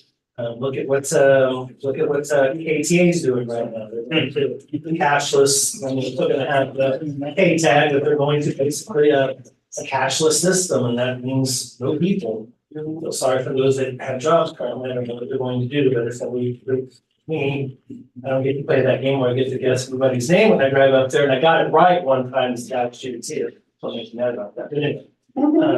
Won't get to play that game anymore, but there won't be people involved, they just run right through, and boom, it's done. And what amazed me is if you're not on the K tag, the prices like double. Yeah. Mhm, Which- I heard that last week. Which that makes, that makes for, another, that if to pay for the service to come in and actually get, may have to start costing more than if you did it online or, Yeah, we, gotta look at that too. we have, process. we do have that option. Sometimes that's verbiage, I mean, some of us can pay for certain things that we don't know how to do. They can have the service, have someone help us through it. Mhm. It's a choice. I think another choice in analyzing that though and thinking about it though is some entities don't charge a convenience fee or whatever and it's built into your budget. And, I'm one of those that I'll pay with the credit card online if I'm not getting other fee, but if I'm getting other fee, I'm gonna write you a check and cost you more labor. And so that's something to think about. It's happening around the country, out on the East Coast, I mean, you start looking at receipts, I mean, there's a mental health fee, there's a healthcare cost fee that people, I mean, they're trying to charge fees for those things. And there is a convenience fee if you. Yeah, charge we just certain paid amount. somewhere this weekend that said, 3% discount if you pay with cash, Yeah. which that just so happens to be what the credit card fee would be. Exactly. And they're talking about increasing that to 33.5%. Right. So. Yeah.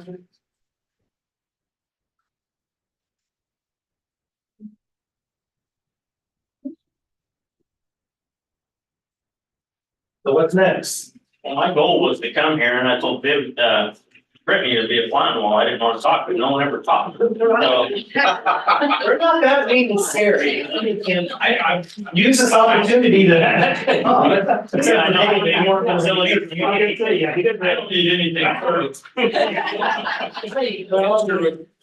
Other than Yeah, I mean, we're gonna need things, but Yeah.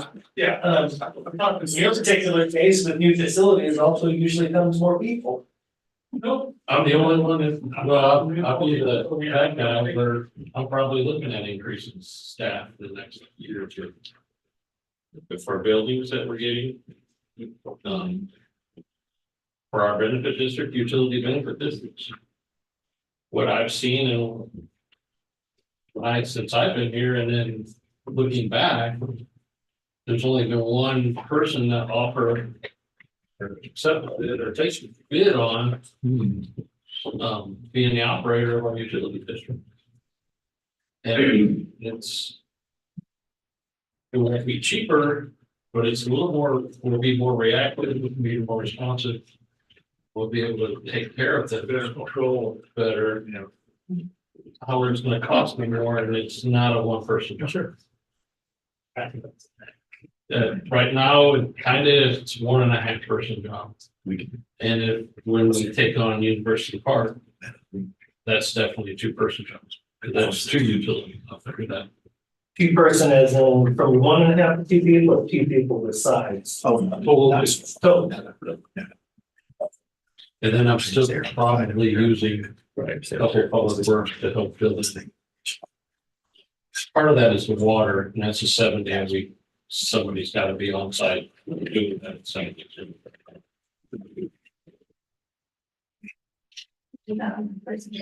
And yeah, definitely. What we talked about needing to fill that is part of that reason. Is that responsibility and having somebody there 7 days a week. That's a fast burden. Part of that keys comes up too. Right. That is not, yeah, that's not 7 days, but the water side is. And then if we try to be more responsive for emergencies in the middle of the night, at night. That extra duties for that person. You know, kind of circling back to, I mean, I'm a member of Clancy, we've got the smallest department. Yeah, surely, we're in the running. We're in the running, right? So our facilities impact is minuscule compared to many people around the table, number one, and number two. Actually, Why are you working at two separate places currently? I know, right? Yeah. It's pretty way to go, John. That comes to me pretty soon, and touche, I will, and also, just because I don't want Rich to feel lonely, I will say this, like, we don't, I mean, this gets over into policy stuff, and so just as you guys will, I mean, I'm literally like Clancy in that you will hear over and over again. You're we're not designed to influence policy, that's not what my office's job is, right? I will say this, coming from both prior public service and private sector, where my roles have revolved around real estate, acquisition, asset allocation, all of it, right? I think the discussion is evolving as it should. Number one, in that it's not occurring in a vacuum of looking just at what the capital improvement needs are, the facilities. We're actually talking about department needs. And Well, we didn't talk about all of them in this framework too, right? We still have ports. right, We still have our CPD, which we're responsible for, I mean, fully 100%, statute of consolidation. That's a broader one, but I think we need to probably focus internally, get the smaller part of it taken care of, and then figure out probably where to go. It's gonna be a heavy lift on both of those, but we'll see.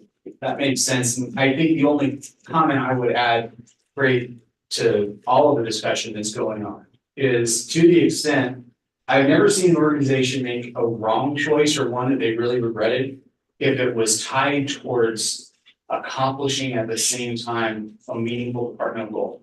And I point to what's happened with elections as a great example. I mean, I wasn't involved in any of the past, but it simultaneously improved a vital county facility and accomplished a major department goal.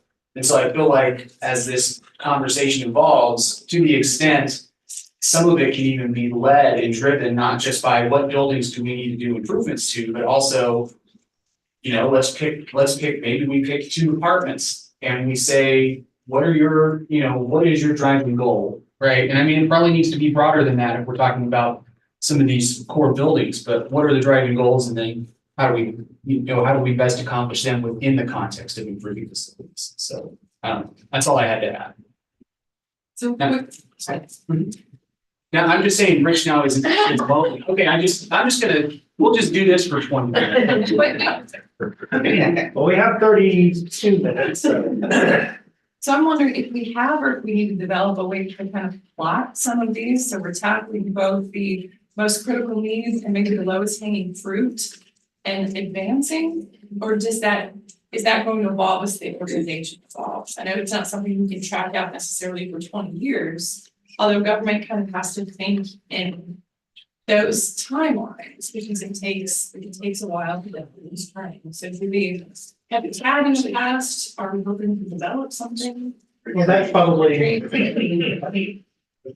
where we'll figure that out, but that's an interesting question. I mean, what was the timeline on the public workshops out there? 8 years, start to finish? The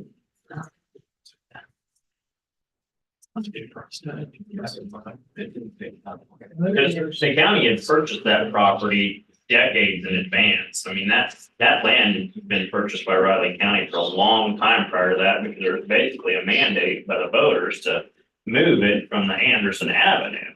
It was just a matter of getting the funds to do it. And, the commissioner going back and forth bond issue, or how do we do it? Commissioner Bob Newsom really got behind, well, let's just start socking away some money, and CIP mandate that Public Works do as much of the lands work and, parking, the asphalt work as possible. So we did a bunch of the work ourselves. The thing is when you do that, then roads aren't getting worked on. You just have to realize that's what's happening. Your budget's going to that rather than roads, and you get behind. And so that was how it was accomplished. We'll just make sure John picks up the shoveling and stuff. It took our department 4 or 5 years to get caught up on CIP. Doing my ambulances for several years. Yeah, but you're in a unique situation considering how we had to transition and that part of The rest of the departments were not happy because, yeah, nothing got funded, nothing else got funded in CIP. Right. Really, nothing, only, today, critical, that wasn't critical. No. We've been through what was critical, and that's why when that big project was going on. Unless it had failed, it wasn't getting replaced. And so, and then, you know, with ambulances, we had some other issues. We had 2 Ford ambulances we bought brand new that were lemons that we had to go to court, and there was a national lawsuit over that whole deal. So there was some other issues with ambulances at that time. I think Ridge Park facility was the first out. We department. It was, and that was a great project. That's because your prior one was the oldest. Well, there was a lot of grant funding. A lot of that property was grant funding. And also co-funded by other counties too, for the contraction agreement. So we were able to do that on cheap. I can picture the guy, I can't remember his name, he was Big Lakes something, and he was the one that put all that grant funding and stuff together in collaboration with all the other counties. I can picture him, I can't remember his name. Well, it might be useful information to have when we head into, as an example of how you can make that work. And we meet with Widow Bryant's representative once a week, and we're always throwing different ideas out there to include these, and if we can offset some money, you know, for, you know, their fire stations or even the current existing EMS ambulance, and find other grants to free up those monies that we got dedicated to that to use somewhere else. And so That's the way you're gonna have to do it, because there's just not much money out there, federal wise, to do facilities. I think those government bodies figure you're gonna use local tax dollars to build those, and what we're finding is local units of government, mainly cities, mainly school districts, mainly counties, privates, those sort of things, are able to do it without significant increases to those local ad valorem funds, and it's getting very difficult. So probably the next time that we're all together as commission and us will be the retreat. Yes, and I was gonna mention that before we. My question would be, is the outcome of the retreat have been defined and figured out? And on that question, then asking, what is it that you want us to do? What do we need to do between now and then to be prepared for a successful retreat, so that it's not a get together of long-winded conversation that has no end result? Now, first things first, we gotta get a person on board to help steer that conversation, and we're having that contact on Thursday. Yes, That's a key. that retreat will be here real quick. It's going to be, and I was gonna say, we probably won't have this meeting in September, as that would fall in line. Right. So we need to decide if we wanna do that in August and shorten that up, or if we wanna wait till November and have a post-retreat conversation after that, or if we wanna do it before, but I ain't gonna make any sense to have this dialogue twice in the same month, so. So just to kind of give an overview of like how the request went out and how the proposals are designed, is that the person or company that's chosen would prepare some things ahead of time, that they would gather information from each of you. And I don't know what those questions will be or what that, scope will be, but they would plan on doing that, gathering information and bringing that all together for supposedly for succinct conversation around the September timeframe. And then they'll take all of that information from the day and put it together into a proposed plan forward. So unless the committee has any other thoughts, I think there's really just right now is hold on the department heads until we have the chosen consultant, and then they put together the timeframe. I think the timeframes of prep work are somewhere between 3 weeks and 4 or 5 weeks, depending on the different consultants. And so that's kind of, you expect something around August 1st. That's I bet you're successful ones, and I bet you're absolute failures. Well, I will tell you, Lori, Out and first out. So I'm just. I think one of the things that's key to that too is that we have a consultant that also can just walk through this, put something together and walks away from it. right. And stays engaged with this post and make sure it just doesn't end up on a shelf somewhere in West. And these people that we We're were just walking through this post. That is And I something think that it's very, we have yes, to work on it. that's So all. we have a consultant at the very least help us see with our first annual review. Correct. Something's gonna have to be done with the courthouse. I mean, it's every time it rains, it floods. The basement floods, And it's, coordinating between, for the bigger preliminary hearings for the drug cases and the big cases. We don't have room, the magistrates courtrooms are too small to accommodate 3 or 4 attorneys and possibly half a dozen victims or family members who want to sit with them. And so we're having to find a bigger courtroom with, and kicking out a district judge, coordinating on finding space for prelims out in September, October. And that's messing up speedy trial and defendants' rights to get before a judge, get their hearings done. if we're not careful, we're gonna get jammed up next fall. Yeah. And I know one district judge is very, very concerned because she's stacking her jury trials 7 to 8 because there's not enough time and there's not enough space. The reason this from courts, needs to be part of the discussion is because the county has an obligation to provide facilities for the courts. And it would not be too difficult if conditions are bad enough over there to make a legitimate claim that responsibility is not being followed. I'm just throwing that out there. It's a little bit different. It's even qualitatively different from what we as department heads may think needs to be done. We just need to be aware. I just have a simple idea. I would love to see a simple list. These are your 14, 15 departments. These are your immediate facility needs for those departments. This is your 10-year, 15-year, what we might prioritize those. And just make the top 5 a priority, and that's what we look at the plans. I think about my facilities, and I have no immediate facilities. I don't see anything in the next 10 years, probably in the next 15 years. So in my opinion, probably not just me and House of Hazardous Waste could be on the bottom of the list. There's my input, and let's focus on courts and money. I would just like to see a simple list, start with that. We had one back in 2012. You're still gonna be above ambulance. I think it'd be meaningful for all the departments to realize. I mean, That's what we've always done, but you gotta follow it. It That's doesn't what the mean retreat is, and I mean, Barry's hit the nail on the head, I mean, we've had a plan multiple times, it all comes down to funding, it's that simple. We've had plans, we've had single or couple commissioners say we're gonna get it done, but when it comes to paying for it, which I understand, it doesn't get done, so there's been multiple plans, been well locked out. Show me where you're gonna get the millions of dollars is the issue, so I think now with renovations of existing facilities, it could be accomplished incrementally. I think in the next 4 to 5 years, you can make extreme headway to improve the conditions around here. As Catherine stated many times, utilize the space better, design it better. Oh, yeah, this whole space is really not, there's so much wasted space just in this commission chamber. I've looked at all sorts of ways to move it around. And there's a lot of that in this building and every building we've got, there's wasted space. And if we can kind of consolidate, figure out what we really need, I don't want to leave this job not having accomplished something.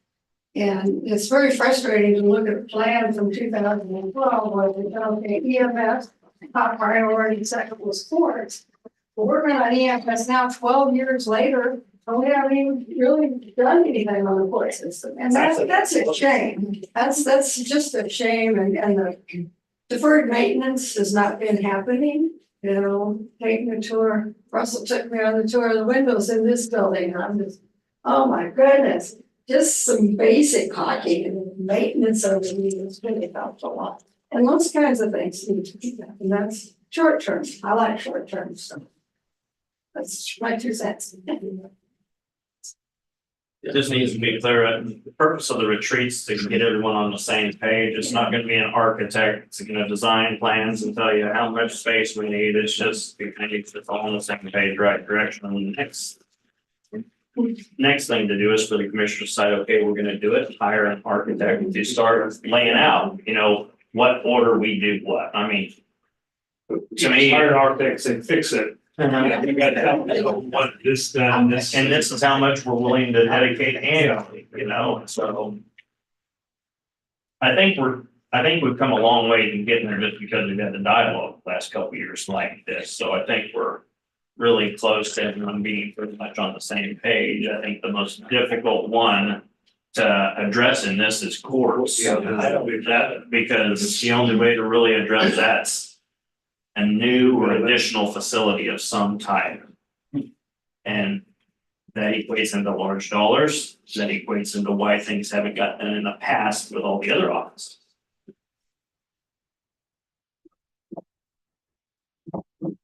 I know I for one am looking for the retreat thing because I've seen things come up, rumor of Kanza, Casa moving out and you moving in there, and then I want to make sure that we have a set plan, an idea before we just start moving people around because the space is empty. That we have a goal in mind of what all that is. I know Rich already spoke about community corrections, but it's no surprise that our location is not in anyone's best interest. It's not a good fit for the individuals we serve, but it's also not great for the other county agencies that are building. So I know that we do have to address it and kind of figure out what we're shipping people around where we're gonna go. I have a question in regards to space, but also funding. And still being relatively new, I've not been through this process before. So guidance that I could use while working with our private nonprofit organization, because we may maybe not be unique, but we would be coming to the table potentially with some seed money. And if there's a partner in there that's ready to show us the money, what does that look like from what kind of seed money needs to be in place before we can then start the project?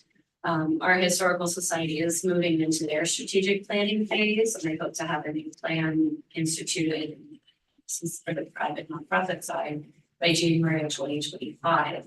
We would like them to plan in regards to what our county institution wants us to do. So, in the timing of the retreat, we'll still be in the planning phase for the society, but if I could provide appropriate wording and direction, timeline for how they plan, that may be helpful and useful. I'm not sure who would be the person I would speak to or how would we get those conversations going. And of course, none of it is a promise or a set plan, but helping them as they're planning. I don't think our groups have done well in the past at communicating.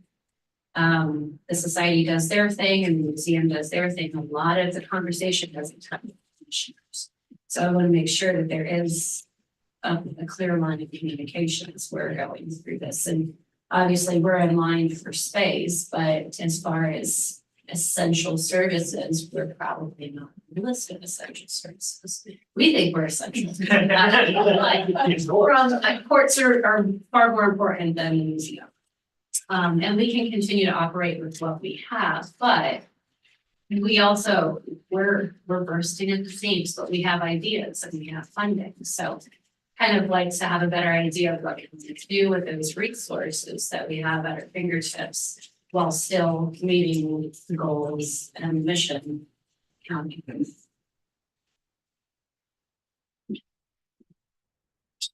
it's a little different for you. Yeah.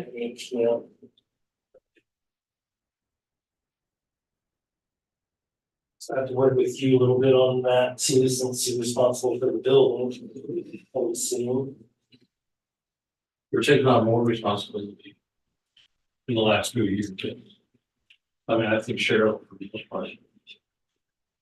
did most of the stuff she could with her funds and her or so now we're getting more familiar over the last couple of years with that business.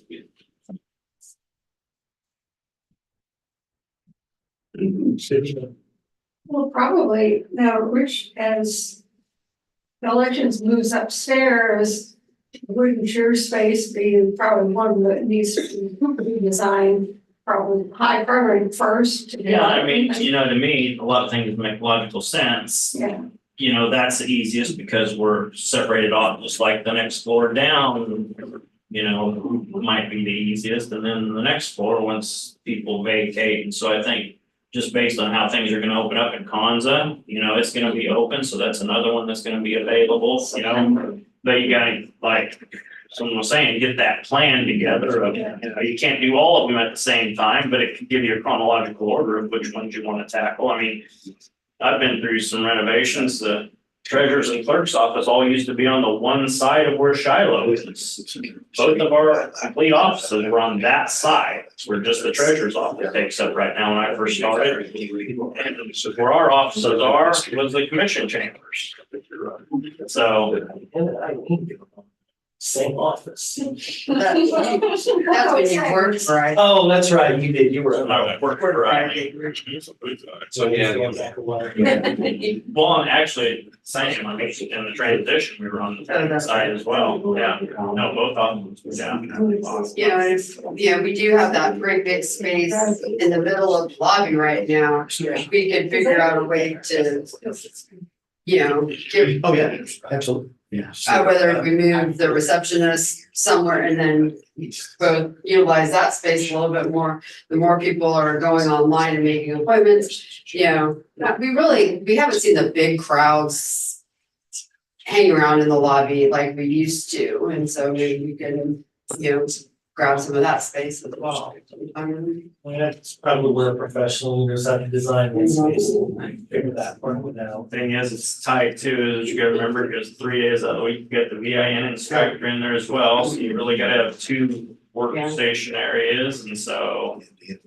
That lobby is not big enough, but I mean, maybe at some point in time in the future, it is, with more and more online. You know, I mean, y'all have heard me say more than once, my son works for a local bank here, and he says, there's no reason on God's green earth, except for you old people, on why we have lobbies in the bank. To have a lobby in the They're killing everything on the Yeah, Commissioner Bogie and I were kibitzing office, you know, alongside, and it was, we were talking about this domino effect that's likely to start happening, you know.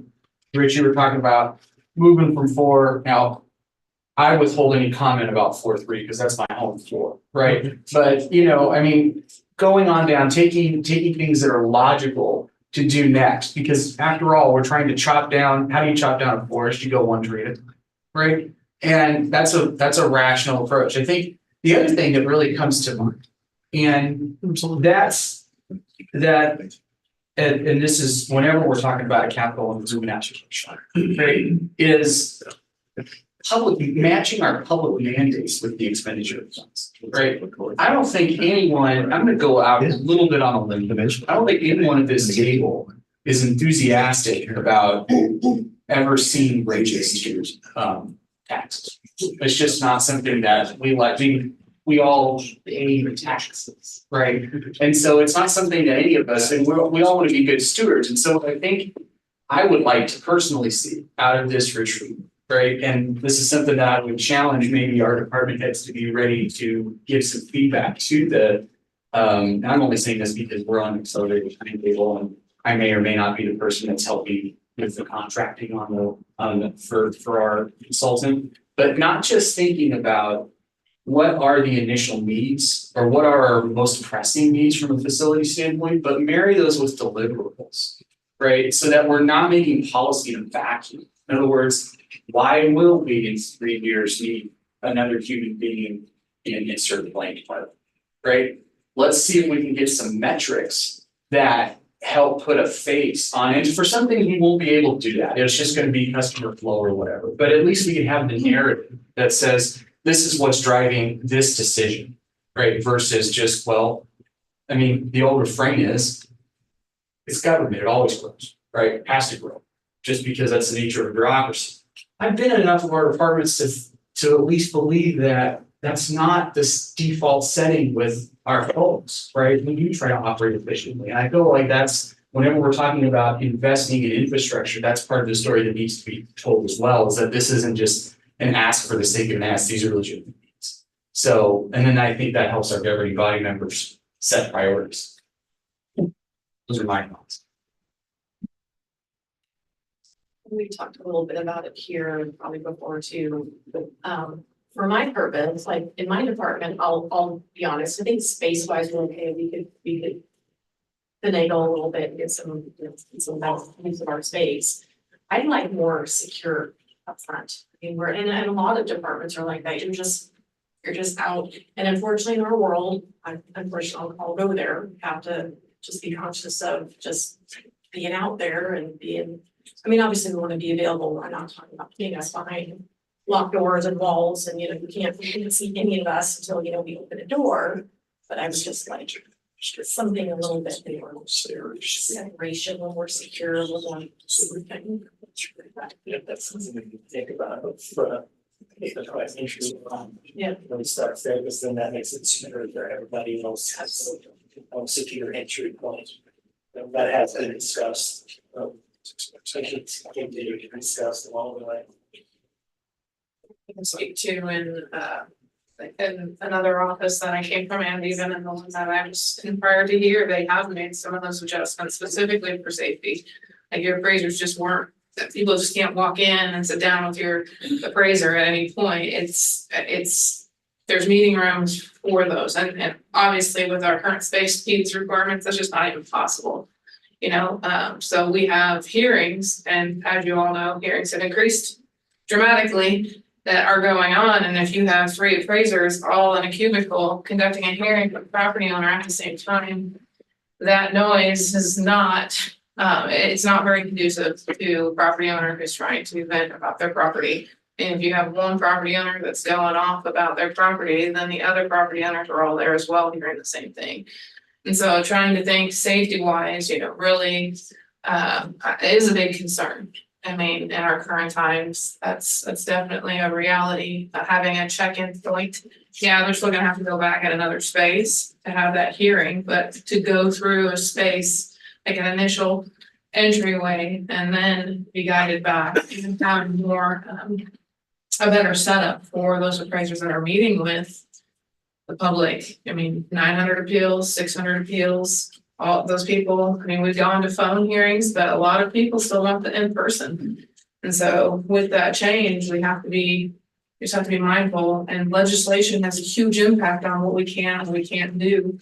That's another thing. If legislative changes allow property owners to appeal multiple times in 1 year, which was recently came up, it's just gonna increase workload and staffing challenges that we're already facing. So space, it all comes back and it all has an impact on that space needs as well as staffing and budgets. And so trying to forward think as much as we can is important. We also have to, we're doing everything we can to be efficient with our resources. But it is a challenge because it is also, it's reliant on what's the legislator gonna do. If they're gonna require, if they're gonna do this, then it could change our needs, and reallocating resources as much as we can. And it's just, it makes it very challenging for my office, specifically with the legislative, because everything's on a deadline. So they do it to us too. So, it's not one side, it's every part, it's everybody. So we get, I think the 2 most difficult tasks for the commissioners on this, of course, like I said, courts and county attorneys. Then the other one that has the domino effect, like you were talking about, is extension and pot work. Yeah. Because if you decide to do something with pot or new or addition, then you open up that space for those on the 2nd floor or IT or some other county office. So that's why I think those 2 are critical in that domino effect. There's got to be a way too, if you take the most critical offices that don't want people just walking in, there's got to be a way to shut off some of the floors and have people that come up to appointments, something like that. Some businesses you go into, it's all elevator and the top 2 floors are, You can't get in without permission. Maybe, I don't know, there's a lot of security things. Fire codes are a lot of that too. The fire codes are one of the biggest challenges, like when they renovated an old bank building down in Cali. It was really restricted on how they could renovate that space because of staircase access, because of elevator accesses, ADA compliance and all of those different things. So I do think there's a lot of potential for sure, and improvement is better than no change at all. I think, you know, so renovating that space to be more secure in some way or another is better than just open access where everybody. So it has to be balanced. It does. Our entire wages service, we share our wages and pay for the services that we can only get the services here. And I have a minority that, well, I really this subject matter that access services that I need to be able to do something. So we go to some of our neighboring counties, or there's electric walls and locked doors, and you can't talk to anyone without a prior appointment. And it's not on my perspective, and probably not the majority of citizens, it's not a security issue. It's I have a appraiser question, I have a clerk question, I have a treasurer question. And the best way to de-escalate people is to have a conversation with them, not shut them down on the phone. So we have to, I think that's a really big question to have a conversation about the member services. Yeah, I think from a security standpoint, that's why it's better to do that up front in one spot, one location, rather than each separate department also for that reason. Yeah. We talked about it over here, and I don't know about this place down like a prison, because I believe in openness and transparency myself, but I want to make sure that everybody goes home at night. Great. But like Anna's, if she had an area similar to like what community corrections has, where they have those little meeting rooms, I mean, you need a place where you can have private meetings so that my appraiser can explain why. How private are those meetings? They're man? not private. So you can hear everything through the phone. Yeah, well, but the point being, you have to have the cubicle dark side each other. That's right, and that's where that challenge has come. And historically, when you only had maybe 200 appeals in a year after year, that may not have been as big of a concern. But I mean, we've been stacking them one right after another, phone, and even phone calls. I mean, we went to. I'm gonna be honest with you, at some point in time, that's where that's gonna have to go. People are gonna have to understand that. Sure. Because it is gonna get to a number where that's gonna be convenient way for everybody. Yeah, but I mean, also having a little space to do something. Right. Private have a small office area to be able to do that. You've got a good point. I mean, that really is, I mean, the organization can pick, I mean, at some point in time, I mean, because if you talk about having a place for someone to work, plus a place to hold It's a lot. 3 or 4 hearings at the same time, to just how much your square footage is, opposed to going to, we only do appeals over the phone or via Zoom. Or if you have a double one, you know, you should get one in person, the other one comes Zoom. You saved a lot of money in infrastructure costs, which is major, and so. To be honest, the Board of Tax Appeals has already gone that route with some of theirs. They are doing a lot more via Zoom or via Teams and that kind of thing, but that's another level of tech and ensuring that we can even go that route. How do you make that happen? It's gotta be able to make it happen if courts and county attorneys and RCPD can do it. Sure. With multiple attorneys involved and clients, See, you know. my thing is here, and Corey and I have had this conversation. I'll spend money to do more and provide more in IT, more personnel in IT if it saves your department, it saves in his department, it saves in his department, it saves in his department. Corey and I like that, obviously, but we understand that. We understand it is a partial trade. But Yeah, and that's the things that you have to kind of look at. And that's, we've already, like I said, we've already gone to doing a lot more phone. That's how we initially put it out there. Everybody's scheduled phone. But you do have, like she said, those that they just don't want to do phones, and the Board of Tax Appeals is forcing everyone to go to Teams. I understand. So we're still, it's a mix. I'd say it's probably about 50-50. And I think if you get a little bit more stringent with that and provide a little bit of leniency over a course of 3 to 4 years, get more people get adjusted to that, and it'll be fine. Yeah, we have some limitations. I mean, we've used Zoom for a lot of witnesses from out of state stuff, but we still have once you get to trial, you've got to have 12 people sitting in Yeah. a courtroom. Or And Commissioner, I didn't do a good job, Barry. I have never researched this, and so I have no idea, but is there any kind of a statutory mandate that if they can't? Like, if they don't want to do a phone meeting or like an informal, that we have to provide them a place to come in and do their appeal? I don't recall. Part of the problem with that, Brian, is the moment we do that, there will be a law that says we can't. That's kind of what I'm pointing to, so that. Well, at least in terms of some of these functions, because they sit on appraisal like virtually nobody else, but also the courts. The courts, everything the court does is driven by statute. And so, there's some limits to what you can assume you're going to get in creative. You have to be careful. Yeah. I'm sorry to jump in, but to Barry's point, right, I was a part of a trial once where they declared a mistrial because we tried to do remote. It's actually a plaintiff, it was a civil thing. But I mean, there are limits to what Kansas courts will allow to be done remotely. Like, you still have to have substantial court presence. So that's just something, I just wanted to throw a little log on his fires.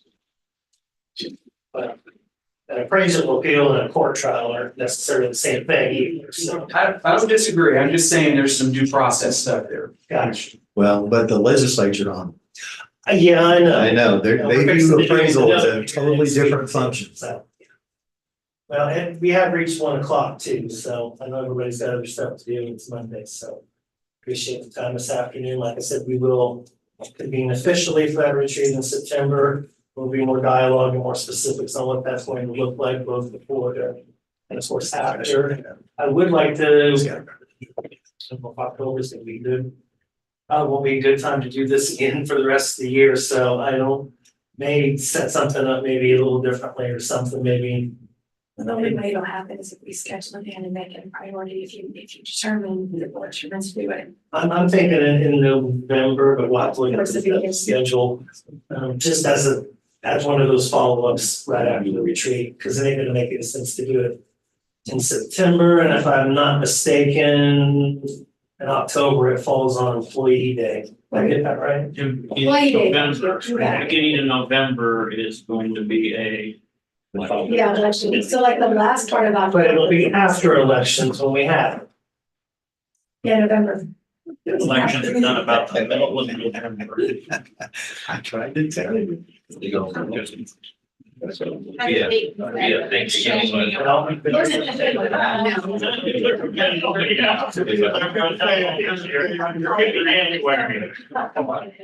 Commissioner Moore, you took a mean turkey.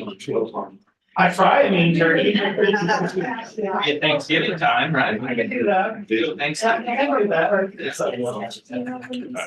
I'll be taking it home.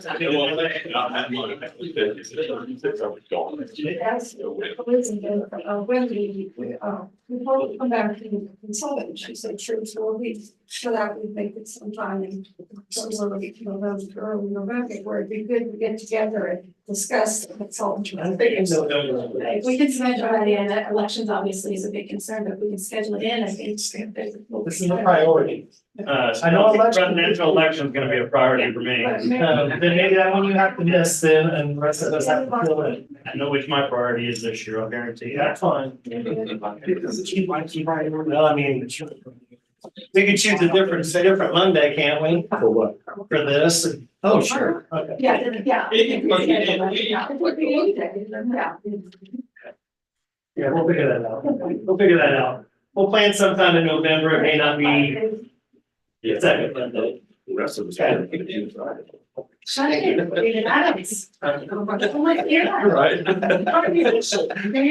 Yeah, there's that.